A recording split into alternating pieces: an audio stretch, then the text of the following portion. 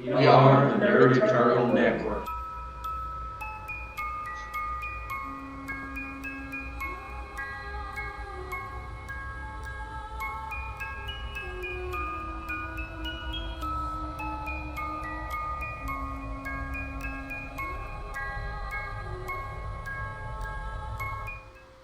I was alone in the darkness, and I grew hungry. I was alone in the darkness, and I grew cold. I was alone in the darkness, and I cried. Hello, welcome to Valley by Night. Brought to you here by Dire Bear and the Nerd Eternal Network.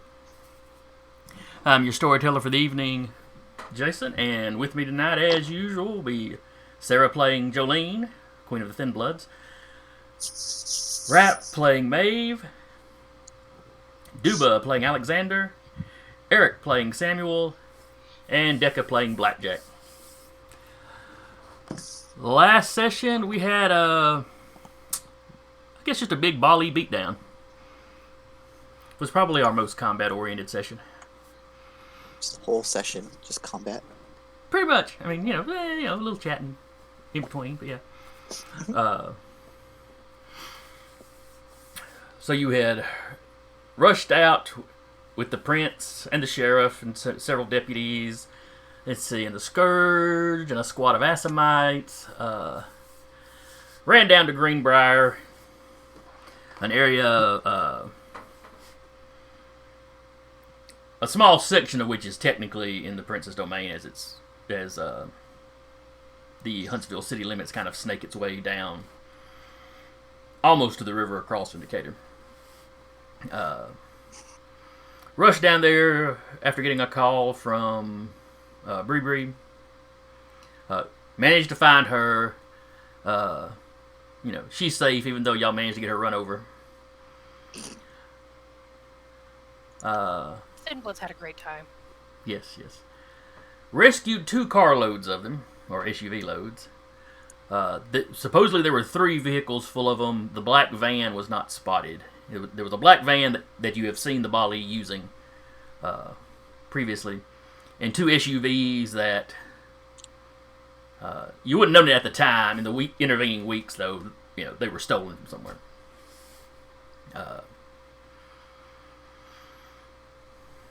You fought off one group on your own. Some of you raced after one getting away, only to find they had been blocked by some folks that came out of Decatur to help. Maybe not to help you specifically, but at least they came out of Decatur looking to go after the Baali. The 2 of you made short work of them. You recognized the woman that y'all had previously been calling the hippie, who's identified herself only as May. Though the prince recognized some of the rest of them as being members of the Anarch faction that is vying for Decatur. By the time you had chased the Baali down, you were technically out of the prince's domain, so he chose not to pick a fight. He did insist on taking all the prisoners, or taking prisoners of all the people that you had dispatched that hadn't. Up. Yeah, the ones that hadn't met final death. Some of them probably had. Though I think Blackjack realized they were one short. Yeah. That implies the Anarchs managed to get one. I mean, he's an honorable fighter.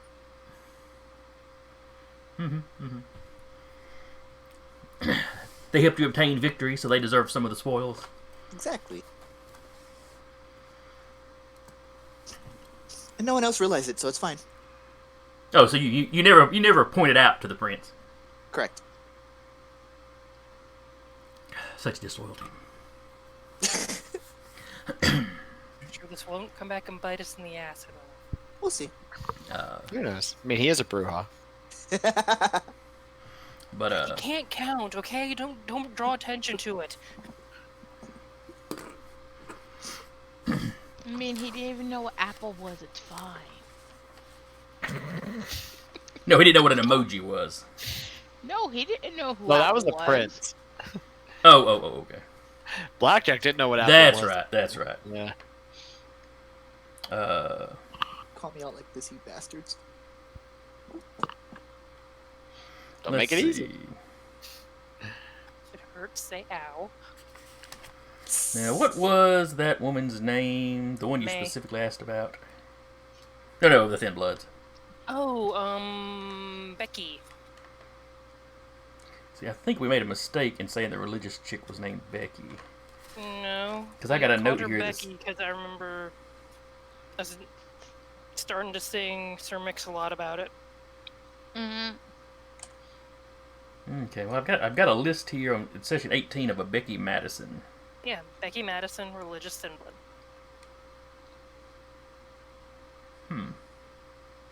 Yeah, she thinks Jolene is the new coming. Well, you know. Or at least it's like stigmata. Ooh. And Jolene's like, it ain't that cool.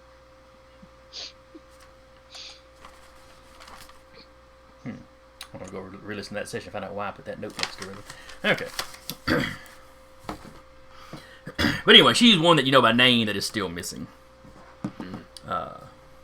There's at Becky is least still missing. 5 or 6 that are still missing. Oh yes, you had a little issue with your good friend Eddie.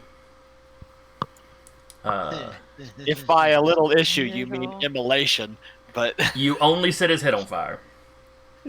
Only his head. I'm sure he'll be fine in a few weeks, yeah, assuming he Yeah. can feed regularly in those weeks. yeah. See, I think I did was like 5 or 6 aggravated damage.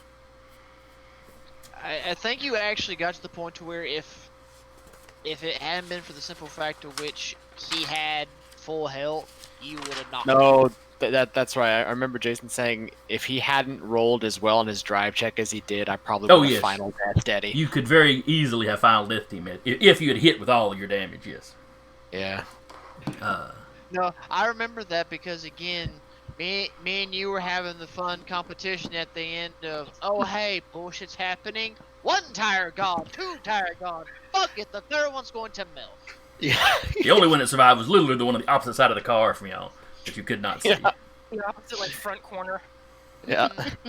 The only reason that one survives is because we can't reach it. I'm Yep. pretty sure if it hadn't been going uphill, Alexander would have just dropped to the ground and shot it up from under the car. But Might as well. but anyway, so when the fighting really got going, when he couldn't convince Jolene to run off with him, he staked her through the heart. He was the one that ran over Bree. That was probably by accident. Sure. But when he topped the hill and the Assamite's vehicle was coming up at him, realizing that he couldn't get away with Jolene, he apologized to her and just split on his own. Assamites was the 2 warriors of the Banu Hakim. Yes. Like Was it Bruce Anya and Bruce, I believe? Anya and Bruce, yeah. 2 of them that you know enough about to know there were special forces in their respective countries prior to the embrace. Which is often where the Assamites recruit their warriors, though. Yeah.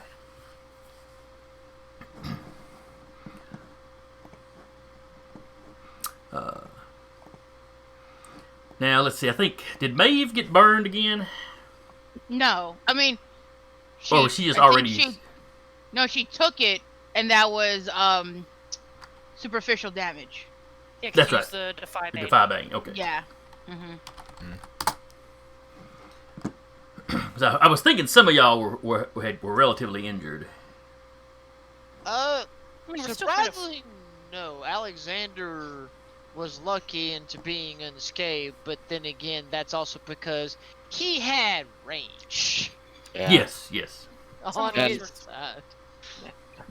Some of us were still fucked up from the last session, too. Yeah. Mhm. That may have been what I was thinking of. I knew some of y'all had some healing to do in the downtime that were... Yes. Yeah, I still had one Samuel. aggravated to Yeah. heal up. I'd say Maeve and Samuel both went in with 1 aggravated damage still. Okay.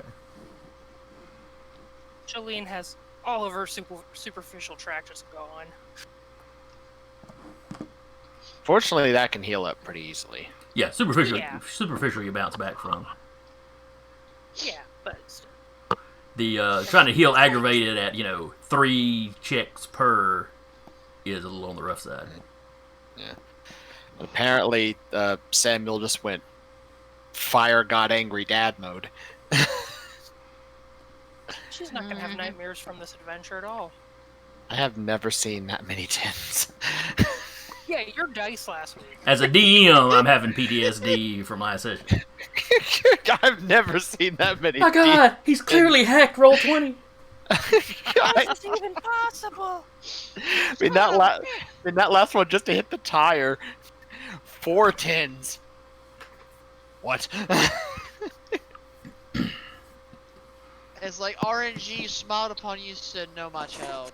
This time we bless. We do not curse, we bless." Apparently. We burn.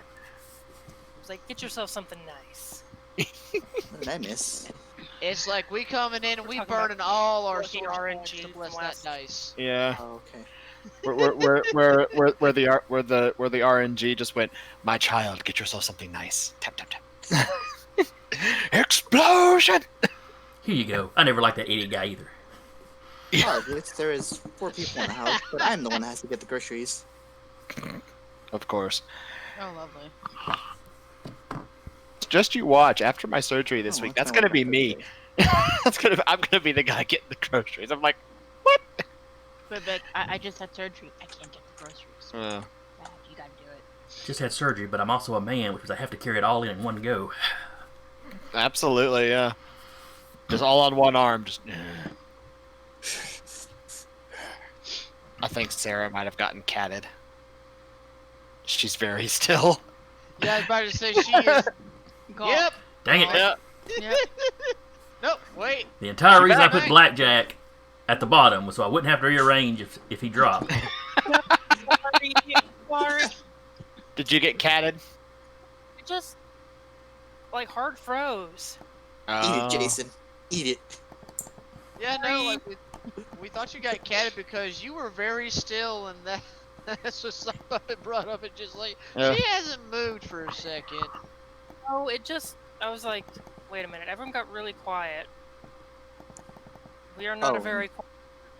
No, we're not. Mm-hmm. No. All So, right. yeah. Well, that should have the names sorted until Deca inevitably drops. Give it time. Hopefully at this point, though, it'll just be him and Sarah swapping places. Yeah. So, that is what happened last session. Okay. Shenaniganry. All right. So y'all get back to town.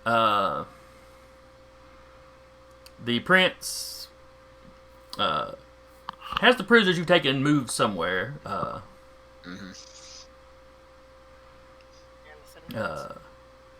He questions the thin-bloods you've rescued, the ones that are awake at least. Some of them were staked. It may take a little bit to get them up. He seems pretty complimentary towards y'all. Before you leave, Samuel, he tells you if they find any relevant information, get any relevant information out of these prisoners that that he thinks you need to know, he'll be sure to let you know. Sure. I mean, if any plans that might involve him going back into your domain. He also charges you with keeping an eye on the thin-bloods, which he realizes you were already pretty well doing, but you can consider that kind of an official something he's asking the coterie to do. He probably noticed our security has been ramping up more and more lately. Not out of any, you obviously don't get the impression he has any real concern for the thin-bloods, but the Baali want him for something, and that's probably not going to be a good thing for his city. With that, after all that's done, Samuel is going to get a hold of that contact he has with that human magus, the Okay. hedge wizard guy. Walker Boyer. Yes, that has that ritual of his. You're talking about the detection ritual. Yeah, the sort of ward that he had around the entire town. Yeah. I mean, it's a 50-person town, but still. It's still a big area for a ward. It's a massive area for a ward, yeah. Of course, it didn't keep y'all out or do anything other than, notify him, as far as you know. Yeah. Mm-hmm. Yeah, he's gonna be asking about the details for that to get that implemented and put in place. See if we can't put a little something together. I need you to ward my entire domain. What? Our domain's like a little bigger than that, right? Did I stutter? Well, actually, No, the number of houses, the number of families you've got living in your domain that's fair. vastly outnumbers that. The entire town of Mooresville is, like I Yeah. said, 50 or 60 people. Yeah, he'd probably if the thin-bloods are kind of congregating in one area for safety and numbers, he'd have him ward that area.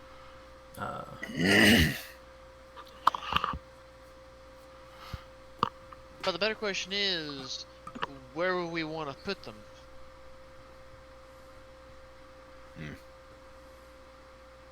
Well, yeah, because there appeared to be a leak letting them know where the thin bloods were. Yeah. I think some of y'all had expressed some suspicion as to who that was. Yeah. Probably Eddie. So, if it's him, then that leak is plugged. If it's not him, Yeah. time will tell. I mean, hey, if push did come to shove, Alexander may have space within his beloved crypt/sewer. So there's always that. Just get past the rats, and if you're hungry, just grab one and Capri Sun. It's fine, kids. They can also work at my farm. Oh yeah, that's true. Blackjack could probably use some more labor. Hey, yeah, we can work on his farm. He's got cows we could eat. If you touch any of them, I will kill you. Now, we have to learn to delegate resources. So that means we're gonna have to cough up a few. But you don't give Yeah. up Bessie. You keep her to the side. Just the two neighboring farms just have really, really anemic cows this year. It's a mystery. I will personally, Same thing. I Yeah. will personally teach them how to get the other cows in the other farms. What? Blackjack, no. But Blackjack, yes. But yes, y'all could certainly find a small apartment complex. I say complex, one of those that's got 4-unit townhouse sort of setup. Yeah. If you manage to rent out an entire one of those and put him in there, as you talk to Walker, he could definitely ward something like that without any trouble. Yeah. A couple of Yeah. not full size city blocks, what would count as city blocks within your domain, he could probably do. Mm-hmm. It would take some time. Yeah. He did not do the Mooresville ward. Has been there for decades. It's not something any one person did by themselves. Mm-hmm. That's probably what he'll do. He'll probably buy out one of those complexes and just put them there, and then have Walker start or the complex, and then kind of area around it, just to have a multi-layer detection system, to where if something triggers the one heading right for the complex, is hey, someone check that out.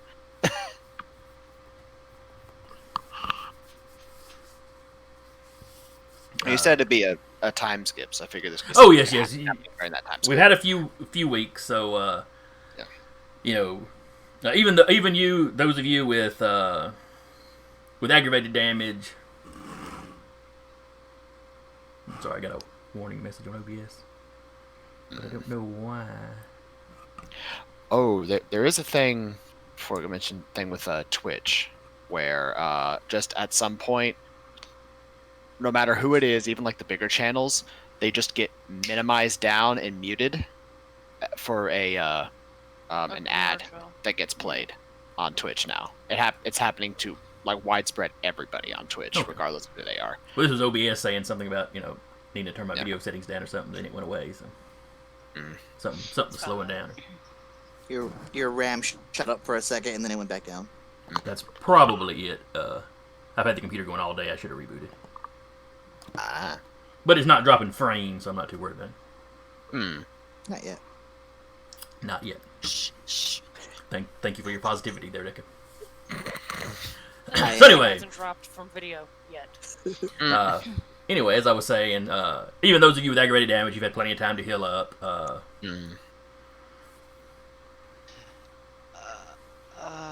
If any of you have a hunger above 3, go ahead and drop it down to 2, just kind of automatically because you've been feeding in this intervening week. Yeah. What if it's 2? Well, then it just stays where it's at, and then we'll roll when y'all wake up tonight. Yeah.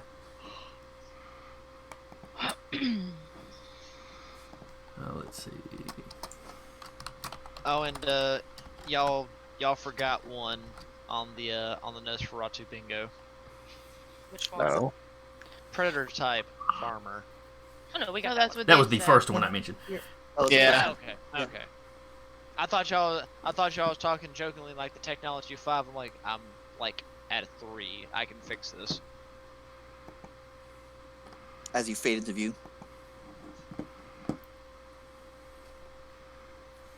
First, he was a human silhouette, and then suddenly he's in living color.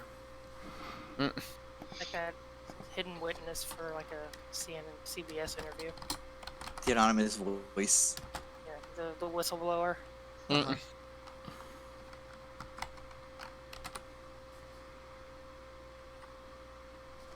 right, but to cover the, let's see, it was March 21st, Mm-hmm. I believe, last session. Yeah. It is We now. joked that the 21st was on the 21st. Oh yeah, I think we commented on that. Yeah, it is now April 14th, or will be once we cover this the skip you've had. So not quite a full month, but mostly. I don't know what day of the week that is yet. We'll check later. So you get everybody situated back in the domain. If you want to do that apartment ideal, that's not a problem. Yeah, that's probably what he'll do. Between Samuel's money and his dominate, I know. I'll own this. Basically. I'd like to rent out this entire complex. Well, I got a family there that probably won't want to move. I'll go talk to them. They want to move now. Yeah. I We can be found very him a persuasive. nice place across town, out of our domain. Mm-hmm. Out of your what? Nothing. Forget I said that. He It's can the do name that of the too. apartment complex. I know you can.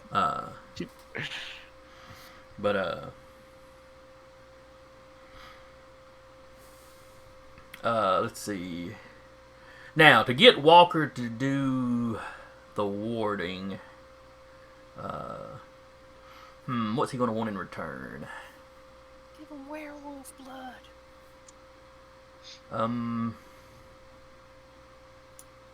He would find that interesting. I'm not sure how much of a use he would have for it. Give him demon blood. Not all of his, all of the Tremere's magic involves blood. Mm-hmm. Any sort of blood sorcery, thus the name. But Yeah. but with human magic, it's really a lot more up in the air as to what is required. Yeah.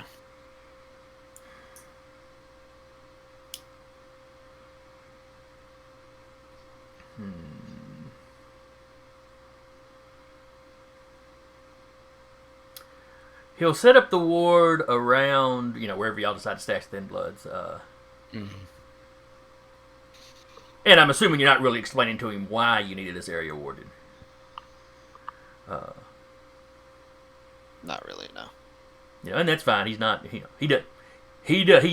flat out tell you he doesn't want to get too involved in your people's business. He knows just enough about you to know that would not be safe. Mm-hmm. He doesn't want to draw any more attention to Mooresville than can be helped. Yep. But he wants to. He's going to put up the deal he cuts with you is he will put that ward up, or he and his people, because it requires more than the one person. Yep.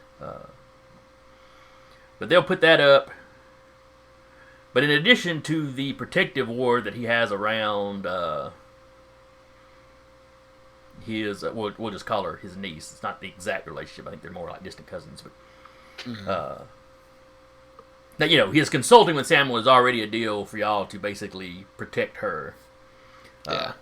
He's going to put up a similar ward or add to the ward, the protective one he's got around her, to notify the lot of you, or notify Samuel specifically, if anything kind of wanders into her neighborhood. So at some point in doing that, all of you have to kind of swing by so he can ensure that you driving through the neighborhood won't trigger it. Yeah.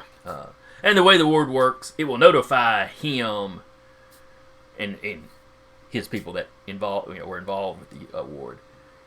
Mm-hmm. And then he will, as soon as one of them feels it triggered, they will shoot Samuel a text or whatever number, y'all give him. Right. It may go to its own burner phone and then, out into a group chat or however y'all want to set that up. Yeah.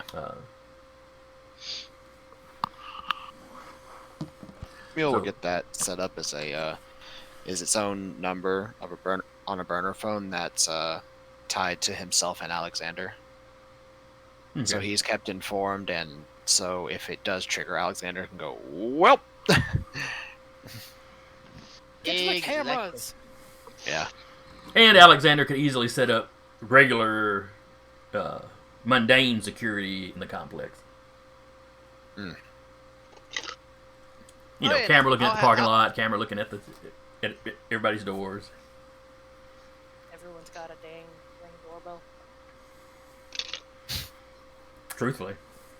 Yeah. Fair. Probably. There's only one clan that really disrupts that, and they're not very common.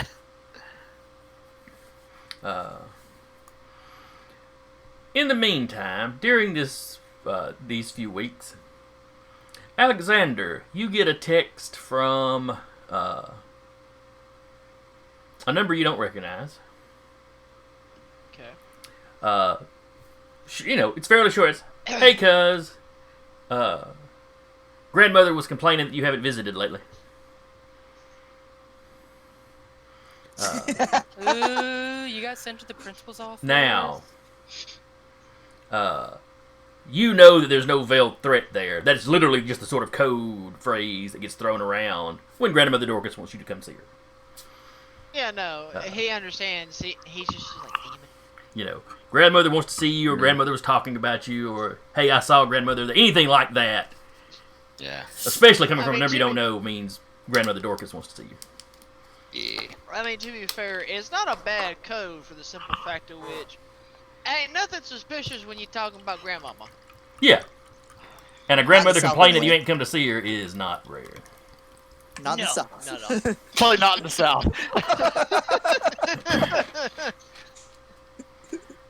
Grandma was a little mad at you.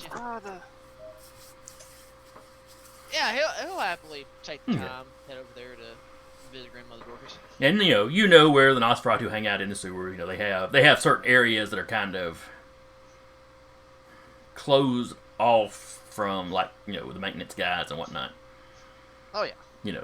Their big pool where they do the weird things with the rats.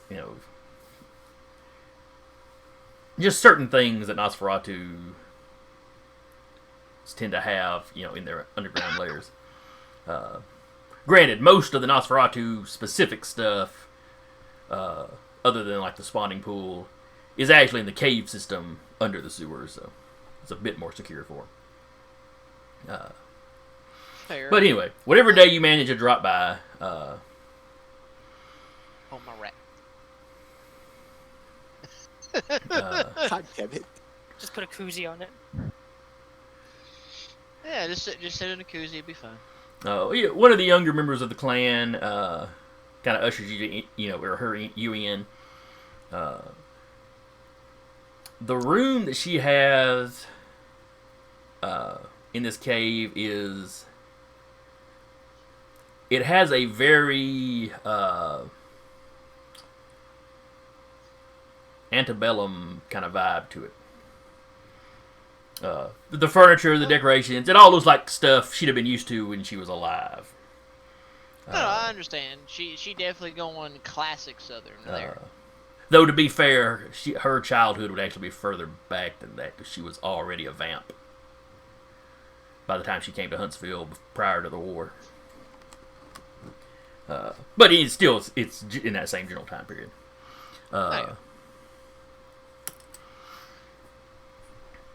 She's using candles and kerosene lamps. Not a lot of electricity.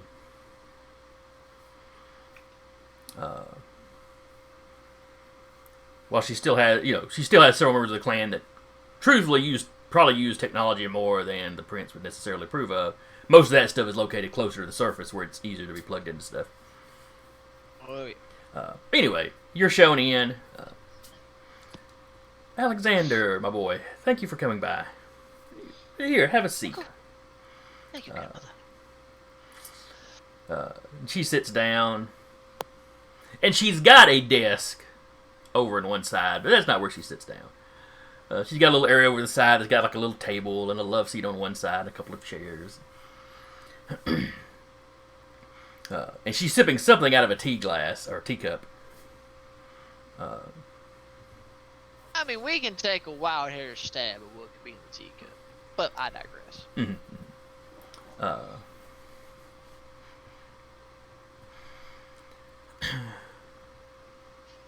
No, the lacy dolies, yes. With bats on them, no.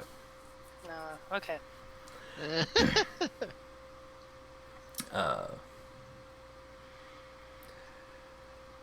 So I hear you had some excitement a few days ago. Unfortunately. Everyone was quite in a stir about it. Well, it was a bit unexpected, but we managed to pull through, and hopefully we were able to gain some favors in different places, so to speak. Now, sometime back, I asked you to keep your ear to the ground about what sort of projects young Samuel might be up to. Yes, madam. I haven't really gotten any reports from you about that. I've been terribly sorry about that. Whether or not the fellow Nos have been informing you or not, I've been trying to increase security measures around our domain and a few other locations, as it were, to help keep an eye out in case more of our dear beloved friends or boogeymen happen to rear their head again. So for that, yes, I apologize. Oh yes, some of us have noticed the increased security. Yes, but I can't help but be concerned, Alexander, that you the loyalty to your friends is admirable. Don't get me wrong. You know, we need allies outside of the clan, but I hope you're not putting their interests ahead of the clan. They're your friends, but the clan is your family.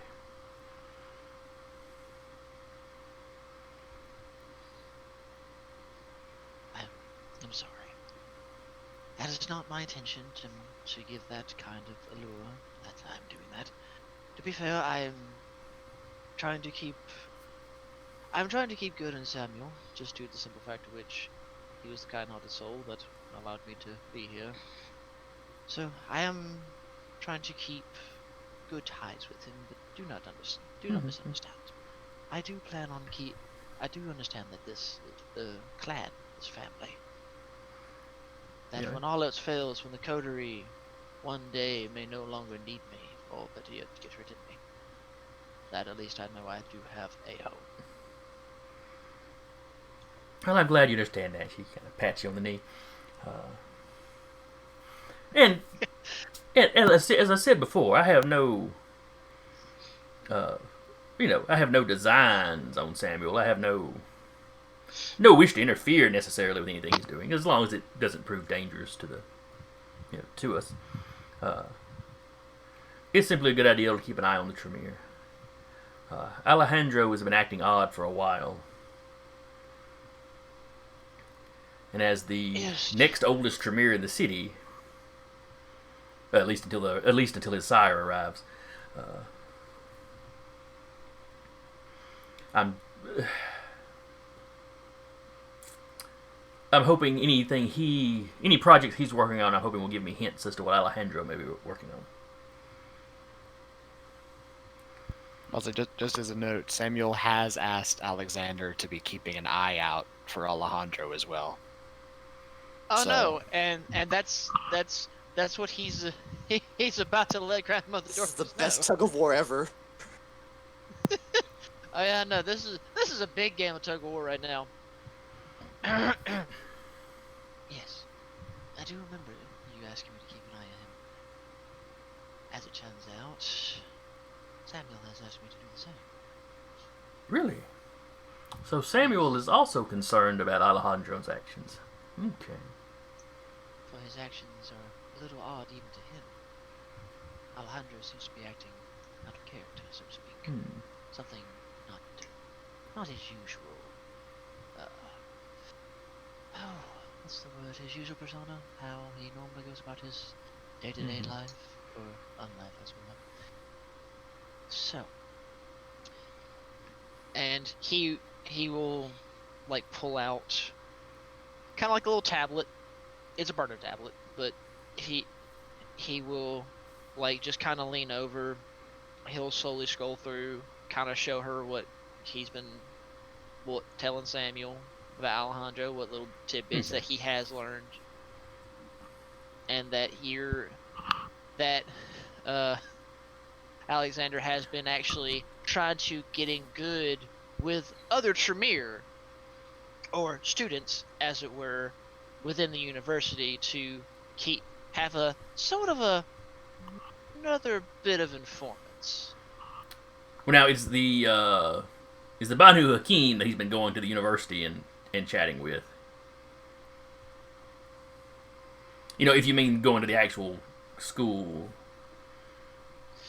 Well, Alexander did technically join a class to kind of be in the professor's presence, as it were. Oh, that's right. You did. Yeah, he did. He did ask Samuel about, hey, do you know a guy? And I think another thing he reported to is Samuel kind of did hook him up to get more info. That's right. Also, please tell me on that tablet there's a picture of just Samuel just like immolated in fire and flinging it. Please tell me there is. Oh no, there is. Okay. And in big bold letters, as best as you can, on a tablet, trying to do a good old word, saying Samuel's finished product of project, and it's him being lit. It's not a picture. It's not just a still shot, though. It's a GIF, so the flame is constantly wavering. Yes, I am fine with this. It's have pretty high tech, so I can see it. It's what he did with the security footage before he scrubbed it. Exactly. Well, he scrubbed it, but he kept his own little copy in case he ever needs it. Yeah. Look, every bit of security footage that goes on in any parts of the domain, there's backup. There's backup recorded. But anyway, Grandmother Dorcas seems to be. She's pleased with what you've got on Alejandro. It of course doesn't answer any questions, but you simply gather every little bit you can find, and eventually you'll piece together enough to get an idea of the full picture. Yeah. Now, right now he has too many jigsaw pieces. He don't have enough to make the full puzzle. But she expects a little more regular reporting on Samuel. And anything else interesting that you might find members of your coterie up to. She knows the gangrel girl. She struggles for Maeve's name. Colin's child. Yes, yes. I know her sire Colin has been in and out of town quite a bit. With permission of the prince, it's all on the up and up. But we're not sure exactly what it is he's looking for in the area, and I would be interested to find out. I don't expect you to be able to follow him around. Colin's a very sharp one. But should your friend Maeve mention anything, if you're around them together and he should drop any information, anything that might help clue me in as to what Colin is looking for. Of course. Let's see. She's not particularly interested in blackjack. The feeling's mutual. Yeah. Yeah, it's like seals and dolphins. Yeah, they're not aggressive to each other, but they just swim past each other in the ocean and ignore each other. Yeah, we're both here. We're like ships in the night. But I don't care about your cows. You don't care about my secrets. So, yeah. All right, then keep your secrets. Okay, Frodo. Just those cows, though, and it's on. Yeah.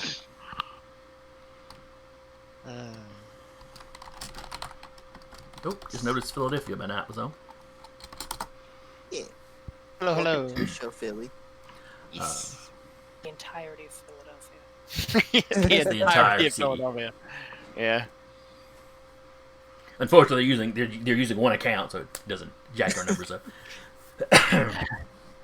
Like 60 people trying to type on a keyboard. No, it's my turn. It's my turn.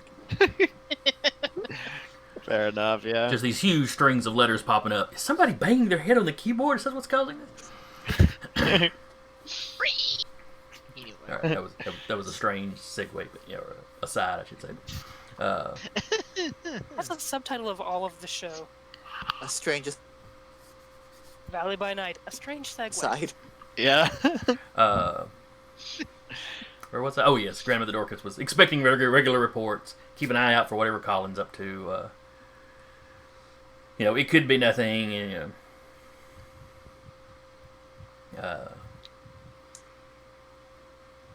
Let's see, wasn't interested in blackjack. Obviously, if you could keep her informed on any goings on with the thin-bloods, or really, if you find out anything on why the Baali were interested in them. Yeah. I mean, the I think Baali. everybody's gonna want to know that. Yeah, the Baali kind of want to end things. The thin-bloods are supposed to be signs of the end of things. So it may be nothing more than that. It may just be some kookery on their part.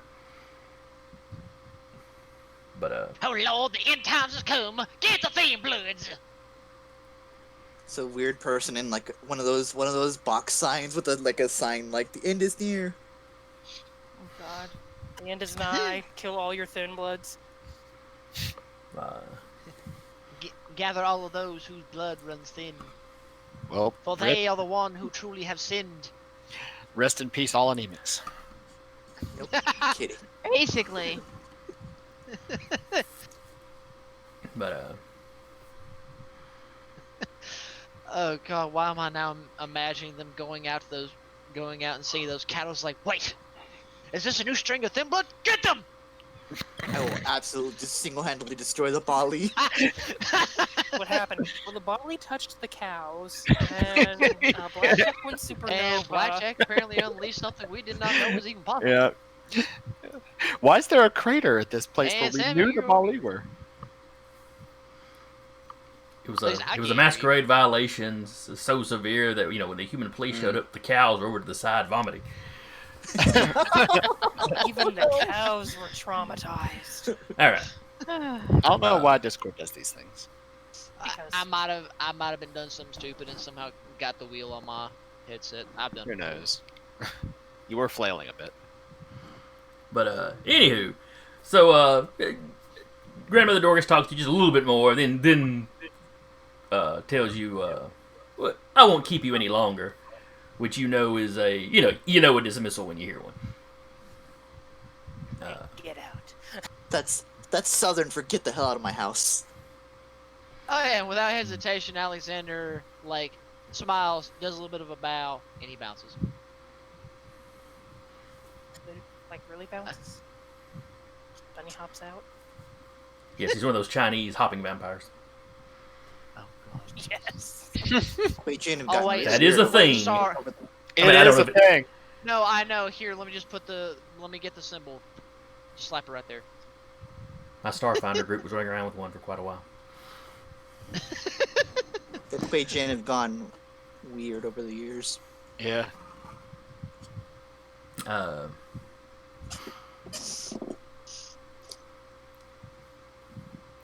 Blackjack, what would you do Howdy. in 3 weeks or so of downtime that you've got? Give it a couple of nights. So first things first. Like the night after, he texts Jolene. Hey, Jolene, can you come over? I have a receipt for you. Likely code for something, but sure, I'll be over there around sundown, after work. You come over. It's not a receipt, or it's not code. It's literally receipt. Okay, why are you giving me... It's not the paper receipt. It's the figurative receipt. You punched me in the face. Yeah, Yeah, boy, don't you... I'm not going to punch you. I just have I have something that I've learned, and I just need to make sure that it works the right way. Alright. I promise you. This is fair. I promise you, you will come to no harm. And activate Dread Gaze. Activate what? Dread Gaze. Okay, what does Dread Gaze do and what do I Hang roll? on. Let me find it. Oh, that's a lot of text that suddenly popped up in Roll20. Yeah. Yeah, Charisma plus presence versus composure resolve. So you would be rolling Composure Resolve. I'll roll Charisma Presence. It's this one, I think. It's resolve. Wow, you may have, Oh. 3 successes. you may be... I want to test something on you. Now, Frenzy. So, critical win there, Jolene. Yeah, How do you want to do critically that? win. You just see Blackjack like, Okay. Is that a success on every dice? does it success Yeah. on almost every dice? Except for one of the hunger dice. Oh, that's right. There were 2 hunger dice. Okay. I just had a major deja vu moment. What the hell? So that's 7 successes versus his 3. I don't think his Dread Gaze does anything to you. No, it doesn't. What are you? No, I what are just- you trying to? It's Are you about to sneeze? Do Kindred sneeze? Do Brewhouse sneeze? So he's trying to growl at her. supposed to. That's supposed to do something, but I guess I got to work on it some more. I mean, it might just be all that weird thin blood bullshit. Maybe. Might be. I mean, I worked retail a pretty long time. I'm kind of used to getting mean mugged, so. Fair enough. What do they call them? Karens? Yeah, I've dealt with a lot of Karens, so. I'm terribly sorry. As it were.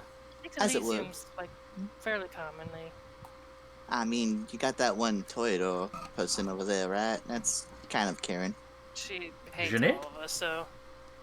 Oh God, let's call Jeanette Karen to her face.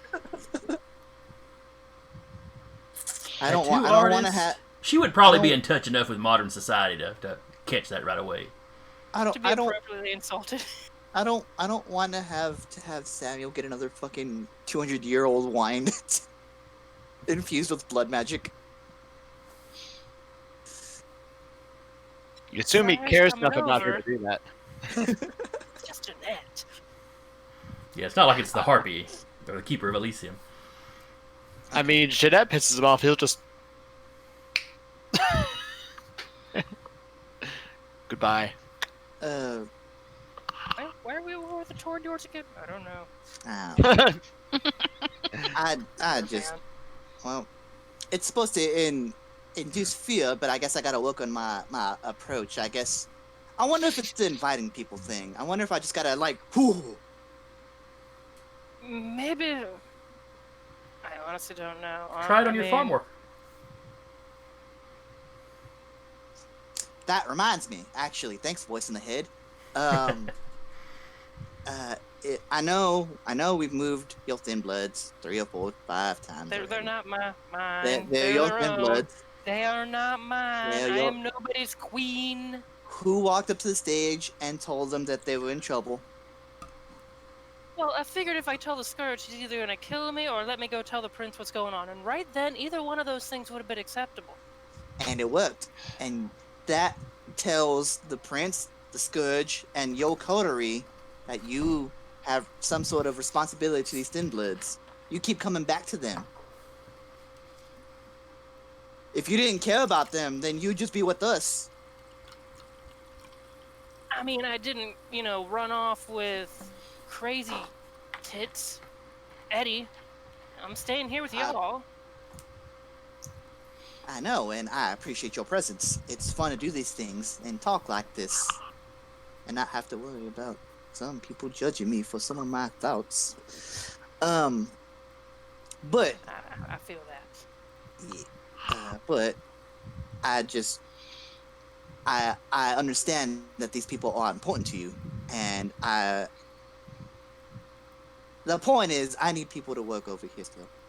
And if you have people who are dust walkers who can do the thing, I know. I'll put the word out. I mean, most folks that can go out during the day already have some jobs, but if they're wanting to kind of lay a little bit lower. Well, I remember we talked about this last time, and the majority of what happened is like, oh no, we're nice and comfortable. And what happened then? At least here, they're somewhat under my watchful eye. During the evening, Yeah. during the day, ain't no one watching them but themselves. Who's gonna mess with them during the day? Some Ventru pet? Y'all stab them at the same time. It's fine. I'll put the word out. But, like I said, a lot of folks that can go out during the day already have jobs. Bree works over at the shop, but I'll put the word out. That's all I ask. Maybe. Do you need anyone working in the evening, or is that just gonna be a little weird? That seems a little weird. Those people out there in the middle of the night working on the farm. Yeah, well, the whole reason I'm doing this is because they've a little birdie named Alexander told me about some weirdo just kind of like watching my farm. Oh, that's weird. Yeah, so I mean, I would vastly prefer to work on it on my own and not let anybody else touch the soil. But I mean, I gotta do what I gotta do to maintain the Masquerade. I'll put the word out. See who That's all all that's still around. Do you know how many folks that are still there are able to go out during the day? Because it was originally like her, Bree, Eddie, and a couple other ones. Yeah, I'm trying to remember if Eddie's Willard dead. could or not. I don't think Willard did. It was only like 6 or 7 of them. Let's see. The religious chick, I think, was a day drinker, but she gone. Yeah. Uh, Was Anna?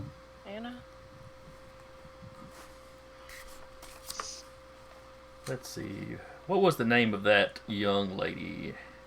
The one that The one that you left with Up in Hakeem? Arif.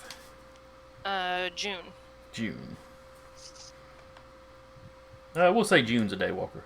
Or a day drinker, rather. I teach them everything they need to know, and set them on their own. I'm concerned with you teaching them certain things. But, This has been my life's work for like 40 years. June might want to stick closer to Kindred more, just because of everything that happened back there, but I'll get in touch with some folks and see if any of them wish for a change in vocation. That's all I ask. I appreciate you. Now, how many are Blackjack looking to hire? At least 1 or 2 more. Okay. So we'll say of the ones that y'all didn't previously kind of know, June will be a day drinker, and you'll be able to get 1 more. That's fine. The That's rest of the thin-boods like are 1 or 2 still, more just to make sure. And then is the guy still doing like coming in, working the clock, and getting better at it? Yeah, he's improving slowly. After 1 week, I will just ghoul him. Here, oh, you look thirsty. Here. No conversation. Oh no, I'll talk. Here, I'll talk have to some him, soda. and I'll just tell him, hey, it's more or less that. You want to be a vampire? No. I just tell him I appreciate what you've done to the farm, and what you've done in my absence. I've been a lot of going back and forth between different small towns. I wanna give you a gift. Unfortunately, this will take the backsies on it. So and then I go. So do you like slip it into his drink, No, he's or do you like just pin him down and drink? I like to Great think Daniel. I like to think at some point there's like an accident where he's hurt. I'm just like, hold on, I got you. I know first aid. Just stick my I hand know in his first mouth. aid.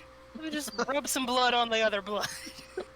Stick my bleeding. Now it has to be a little bit. He has to drink it. You can't inject them with it. They have to actually drink it. Yeah. Here's this fine red wine. Ignore the coppery taste.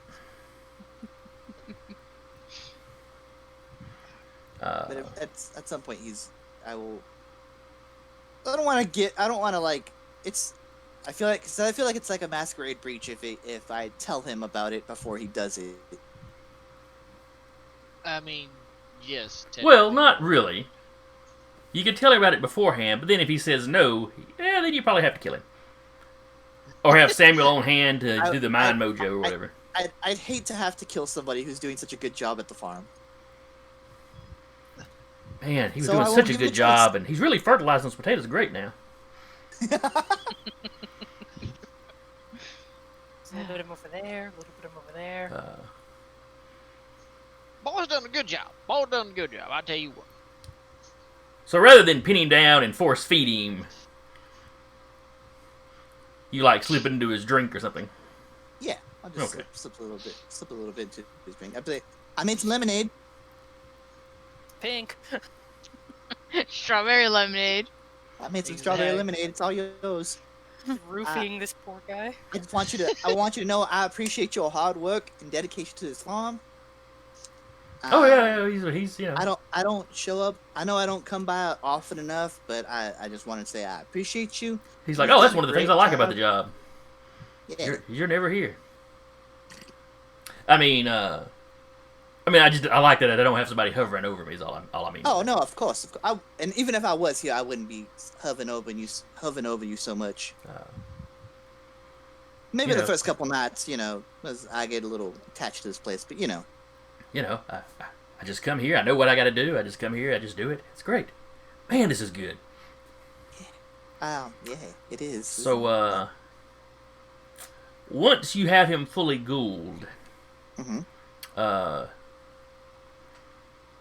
you start noticing that he stays late a lot more.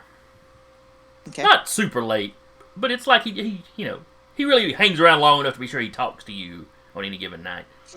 Yeah, of course. Now I'll ask him if there's anything if he wants to know. If he has any questions about anything. He'd probably have a few about doing the job, and overall, he just seems to be really happy with this job. You're the greatest boss ever. What can I say? I'm a benevolent god. Totally not gonna backfire. No. At some point, I will explain to him after he's been fully ghouled that I have, about the process of what he's become. Even with the effects of ghouling, he's a little disbelieving at first. You have to display some of your abilities. But by then, he's fully addicted to you. Mhm. Uh, I just come by every other weekend for some more pink lemonade. yeah, basically. I mean, you don't have to do the lemonade thing once he's hooked. He wouldn't care. No, But just so that the nutter that's watching us doesn't say anything. but you know, so you hire a couple of the thin bloods. I've got some people coming by. They're gonna help out. They're gonna help out during the day. So just treat them just as well as you treat me. Maybe not that well. All right, Promote him to supervisor. All right, so you've got June and give me a first name for your other employee. Roderick. Me with a Roderick? collection of wrestlers' names in my head. Mostly he goes by Rod, but So does that guy. So does that guy. It's fine.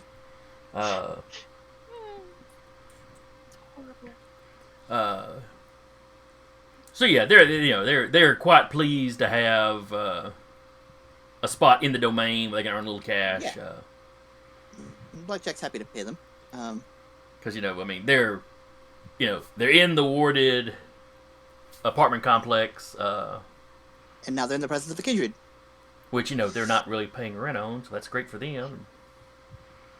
I don't know, the farm means they don't have to leave the domain, Mm-hmm. and it gives them some spending cash. Yeah. Uh, I have one now- more thing I want to do. I'm so sorry I'm taking up everyone's time. All right, what else do you want to do? I want to text Alexander at some point to just a face-to-face chat. Well, y'all, at some point during this time, I'm sure y'all will have had at least one meeting at the Evening Primrose. Oh no, this has just been me and Alexander. Oh, okay. It's a bro moment. Alexander, you're good at finding stuff out, right? Well, yes, it's kind of what I do. I have a quandary that has been bugging me for a while now, and it's something that one of my, I call him a contact, sure, told me about, and I haven't really been able to put like a face to it or nothing. So I was wondering if you could help me out, or maybe some of your NOS friends might know a little more on the subject. Sure, what can I do for you? According to one of my contacts, the Baali are trying to summon something called the Brothers in Arms. Baali are trying to summon brothers. Okay, and what can I do? I mean, it was the Malkavian that told me this, so it's most likely like the flowery language they like to use, but like even at that, I'd still like to have just to make sure it's nothing more than just a boogeyman, as long as we keep the thin blood safe.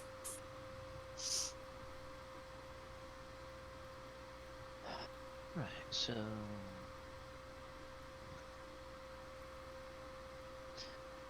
Sorry, just trying to take it all in. So you believe Baali are trying to do this thing of Brother Noms and Malkavian told you. Oh yeah, Malkavians are tend to like, they tend to tell you things without realizing they're telling you them, and that's why I keep contact with a few of them.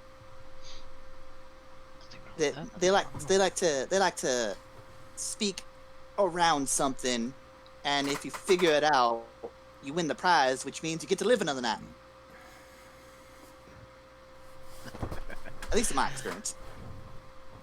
Fair enough. I like that. I like the thought and challenge. So, what is exactly you looking for me to do? Information on records or some sort of ancient, I don't know, rituals regarding something called the Brothers in Arms.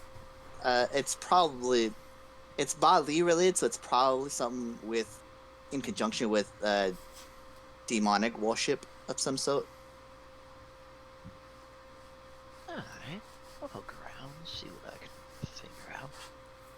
If I can get a more concrete answer, don't hold me to this, of course, because again, Malkavians. But if I can get a more concrete answer out of this, I will definitely come to you first. I appreciate it. I'll be looking into that right away. I know you're a fan of information gathering. Ah, yes. It's almost like I'm drawn for knowledge, to a degree. That's a you and Samuel thing, and I don't know. I'm still a little nervous of going to Samuel by myself. But between you and me, he set people on fire. I'm not fucking with that. You and me both, in that regard. Yes. But yes, I'll start looking into that right away, see if there's any old ancient records I can somehow drum up. And I mean, if the rest of the Nos happen to know something, I mean, you gotta. That's like a whole network of people, right? Something like that, yes. All I right. appreciate you. Jolene, what are you going to do during these few weeks? Take care of her kingdom, apparently. The thin-bloods come to you with any problem they've got. Yeah. Some of them are almost borderline traumatized by Eddie's betrayal. I don't know. Jolene's right there with him. Now, and there's a lot of debate on, well, was he the one ratting us out? Yeah, he staked Jolene, but he was trying to get her away from stuff. So was he really the bad guy there? Did the scary one really set him on fire? I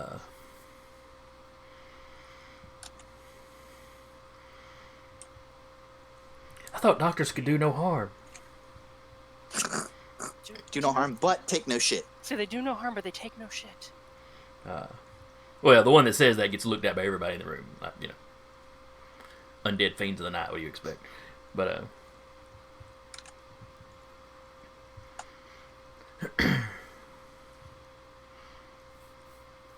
but anyway, so yeah, all the little stuff they used to have Eddie taking care of, would take care of for him.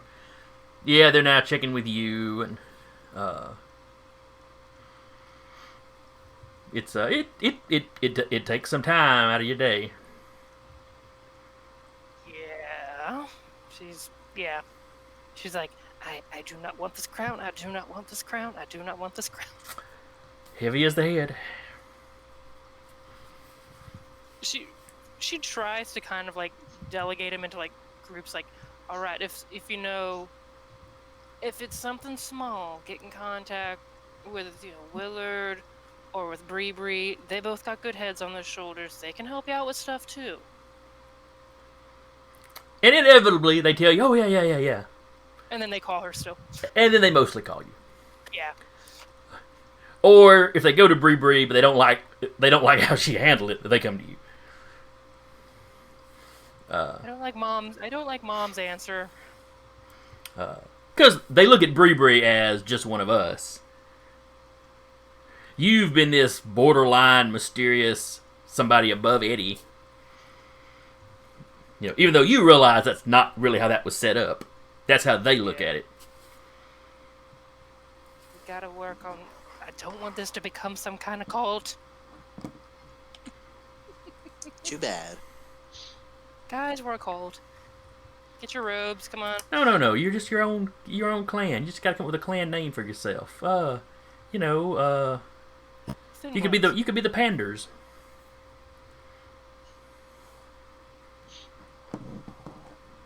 She'll do the best she can with them. Mostly just, trying to help them find some kind of, work or something in the domain, if possible. Making sure to remind them, hey, go out in groups, don't go anywhere alone. Buddy system. Don't say anything stupid over the phones. We've gone over this so many times. This is the sheriff's number. Call him absolutely last resort. last resort. Yeah, they're all aware of how the sheriff feels about him.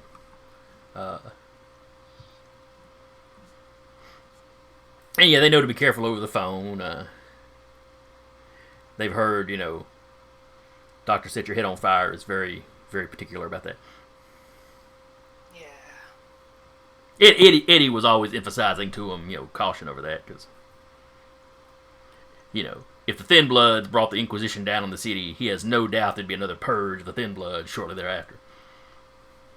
We all die if one of you screw ups. No pressure.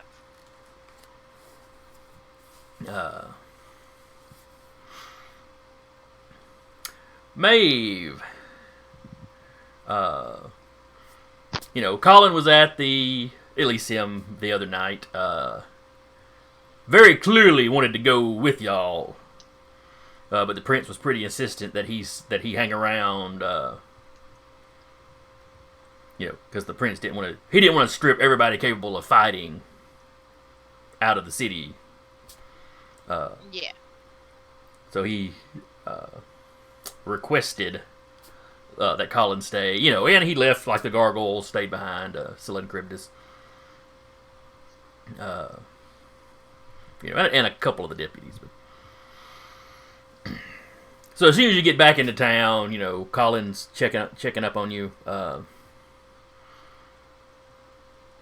and he kind of calls on you several times over that next week.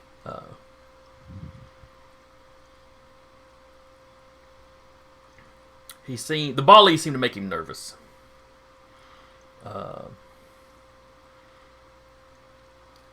Maybe not nervous like for himself.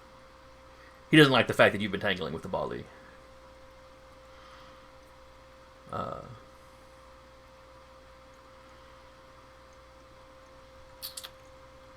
He thought you joining this coterie was a good idea when you did it. He thought there would be safety in numbers. But their preoccupation with the Thin-Bloods... Prove your new friends. Their preoccupation with the Thin-Bloods seemed... not odd when it started, because the coterie has a Thin-Blood member. Fair enough. But if they're bringing actual outside enemies down on you, maybe you should rethink. There's enough room in the city for you, outside of Jones Valley, if you wanted to step away from that coterie, or he could put in a good word at a few other cities if you wanted to move.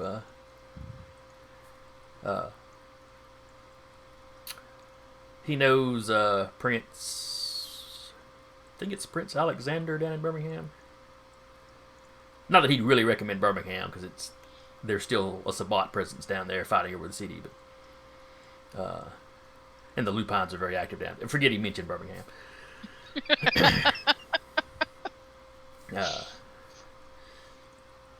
But he knows a couple of clan whips up in Nashville. He could set you up in Nashville. No, she's gonna stay. She's not gonna leave. He nods like that. He was expecting that. Well, just keep it in mind, mate. I mean, it's not like you're that far away. Half the time. Well, yeah, but with his investigation, he never knows when he'll be out of the city. Yeah, and we don't know when we'll be attacked again. It's a toss-up.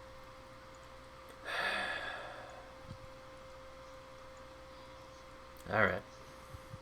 He brings it up periodically, but he doesn't insist too much. It's enough to get on your nerves, but not enough to. He always stops before it actually causes a fight.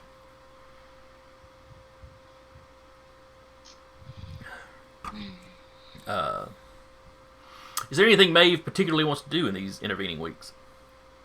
Just besides heal. Mm-hmm. That's about it. Okay. She just wants to heal. She just might actually go visit what's his name? Jack. her Malkavian friend. She hadn't seen him in a while. Yeah, he was not at the last Elysium. Let's see.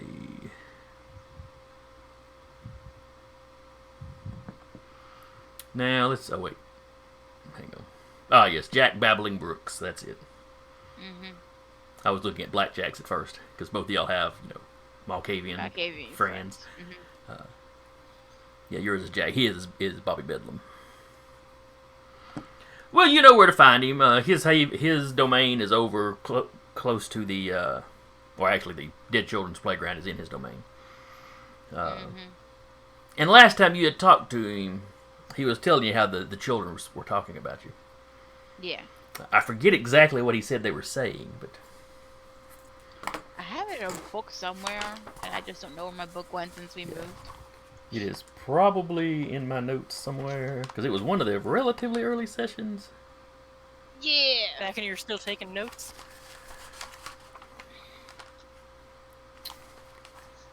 And back when I was taking them a little better, so it may have been on the computer notes.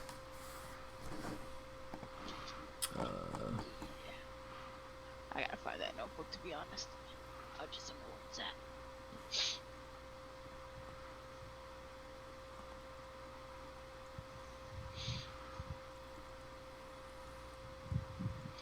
Oh well, we can look up it specifically. Well, how he worded it I later. kind of remember how they were talking and how he said that wasn't a good thing. Mm-hmm. Them speaking about her. Something that could probably lead towards death. Yep, it's not good when the dead talk about you. When the dead know you by name. Yeah.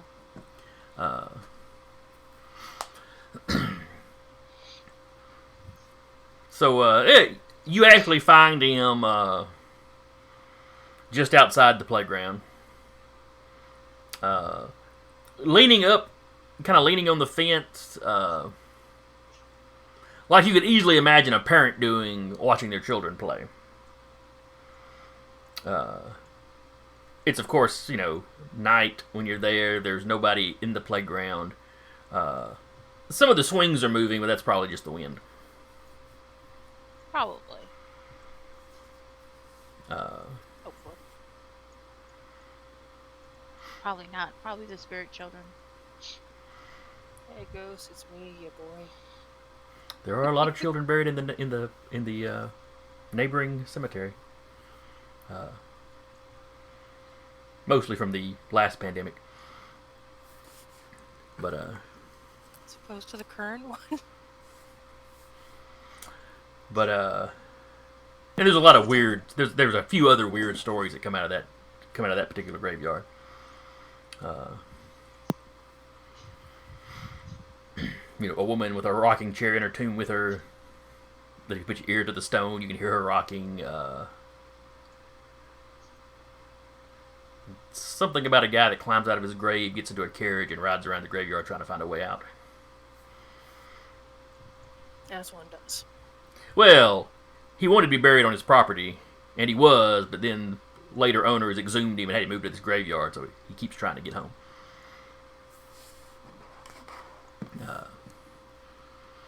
But anyway, Maeve, you show up. Like I said, Jack's leaning up against the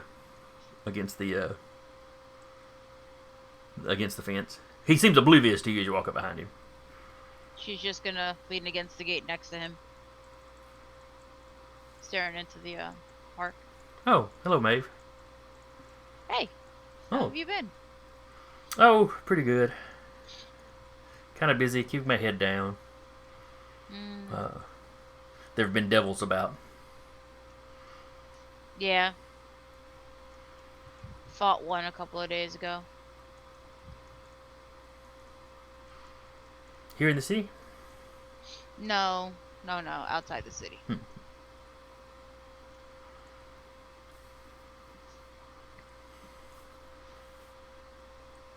He gets quiet for almost a full minute before it. What brings you by? I haven't seen you in a while. You weren't at the last party, so I just came to see how you were doing. Yes. Yeah. Yeah, I haven't been feeling like dealing with people. I can see that. You know, or people like things, and kind of gestures to the both of you. Mm-hmm.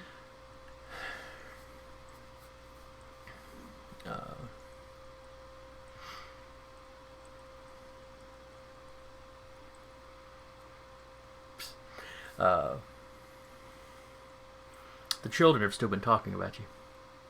Hmm. There's things stirring. Oh? Yeah, they don't know. Oh, they're children. There's a lot of things they don't understand. There's things they can see because they're dead, but they don't understand it because they were children. Yeah.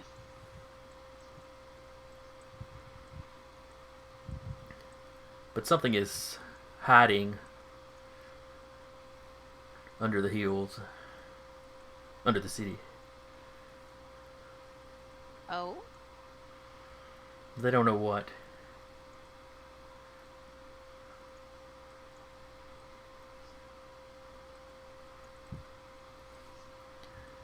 But they say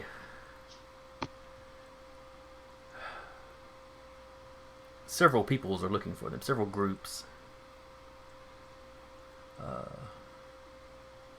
What Maeve would have been there because isn't that guy, that they catch and bring to that one Elysium, that they had him chained, didn't he say they were looking for something underground, right? The Baali that had been questioned said there was something sleeping underground under the city that they were trying to awaken.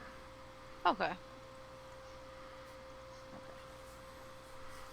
Oh, she's like, I know one of those groups.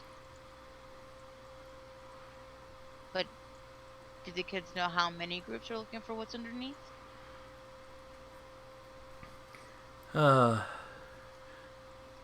They've mentioned they keep mentioning you about it, but they didn't say if you were looking for it or not. But they said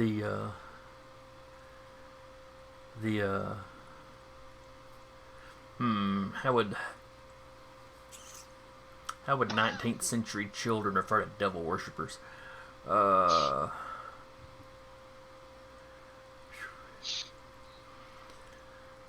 They said the ones that call devils, they're trying to find it or wake it up.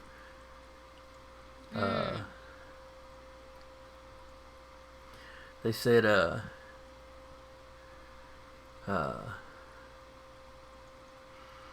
there's another man that they don't know. He's not from this city. He's trying to find it. But he doesn't know he's trying to find it.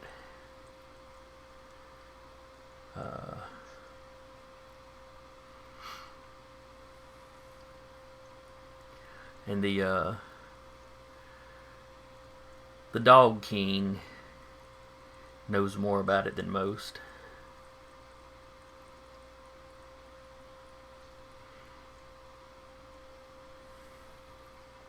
And they say there's a dragon, but I don't believe that.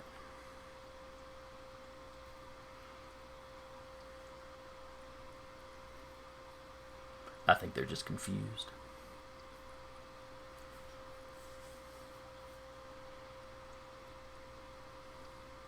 Think they're saying dragon when they meet another type of reptile? He shrugged his shoulders. They say it's a dragon.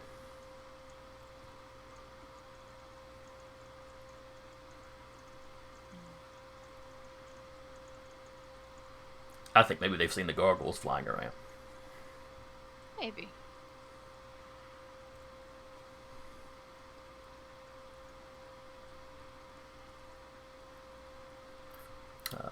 Then he kind of looks out across the playground. You didn't know what a gargoyle was until I told you. And then he turns back to you. She just shakes her head with a soft smile at that.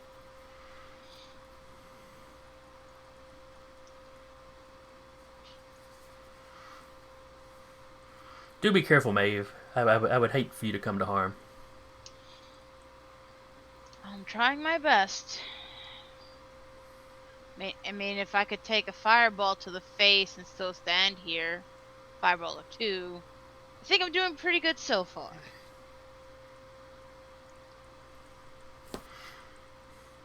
He starts looking you over. I wouldn't get in the habit of that. You know what fire does to a match head. Yeah, light it right up.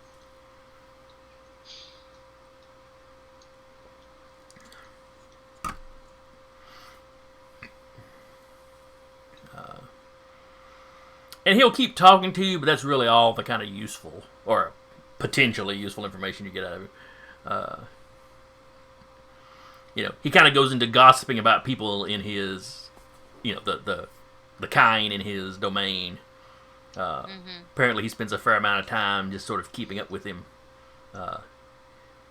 He talks about him about like somebody that is into soap operas would talk about their soap operas. Okay. I mean, he keeps up with who's cheating on who, and whose kids are doing well in school, and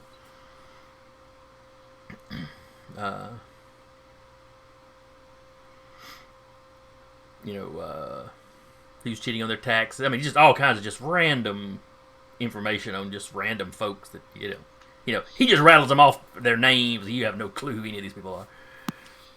Randy's cheating his taxes? What?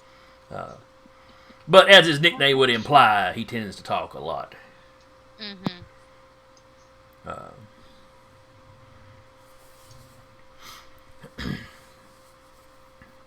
But all in all, he's concerned. He thinks you're getting involved in some bad things. That second person concerned. Now that she's ticking off.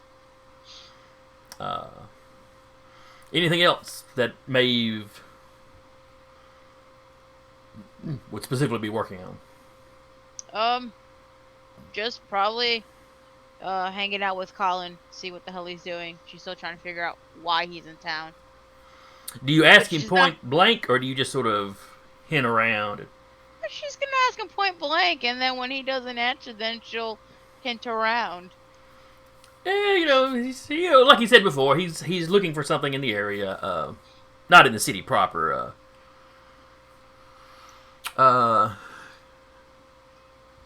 He'll,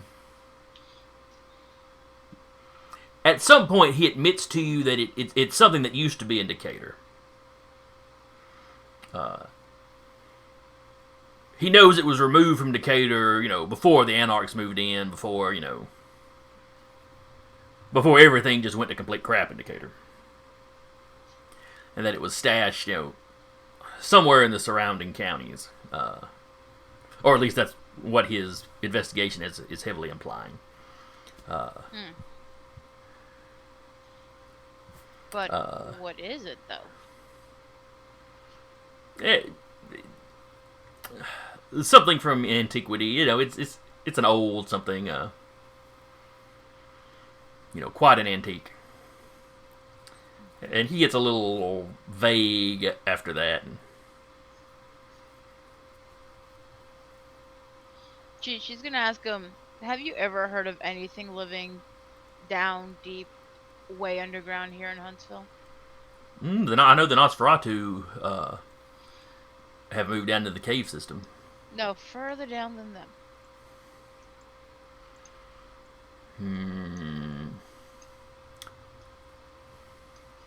Something maybe of legend that you probably thought it was never real. No. I mean, you never know where Methuselah's may be sleeping. Why do you ask? It's more or less what we know why the Baali are here. Oh yes, they spoke of some demon or something sleeping way underground. It's possible, but nothing about Huntsville has ever seemed cursed. Where there was something bound to the Carpathians, and that whole area has been tainted by it. That's why the Zemeis are like they are. Oh, according to rumor.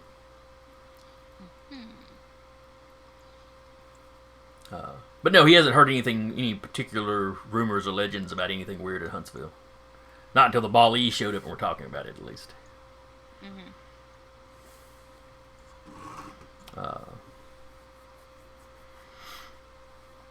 Now let's move to Samuel, who I have saved for last for a reason. Ominous. Why are you eating my bread, bro? Fair enough. I've just been sitting here listening.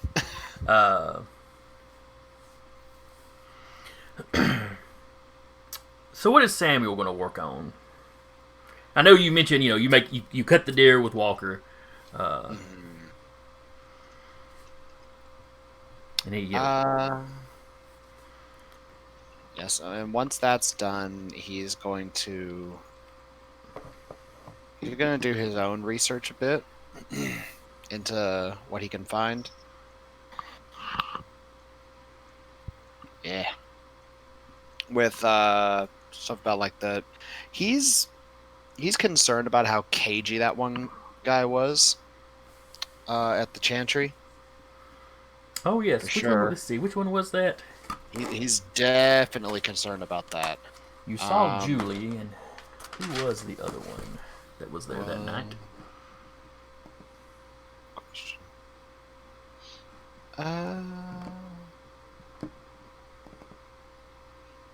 What's these somewhere? Let's see. I have Jackie Pearl, Jeffrey Singh, and Scott. I think it was Scott that was there. It was either him or Tom G. Wax. If you've got Scott written down, I'd assume Scott. Okay, yeah.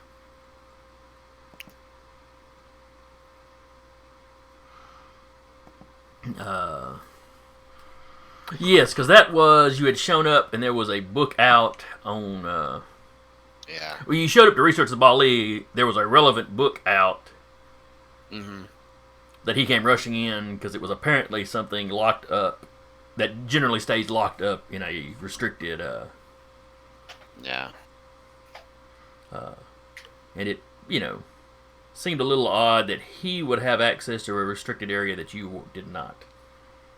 Yeah. So he's going to be doing a bit more research on that.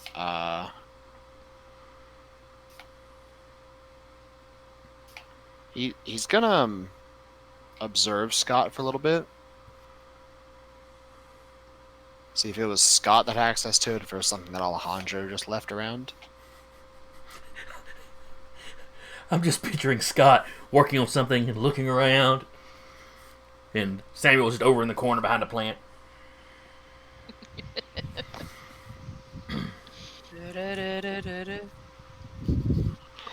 He puts he pulls a book off the shelf and turns around, and you see, this little sliver of Samuel's face watching him through the crack left where the book was pulled. I mean, maybe.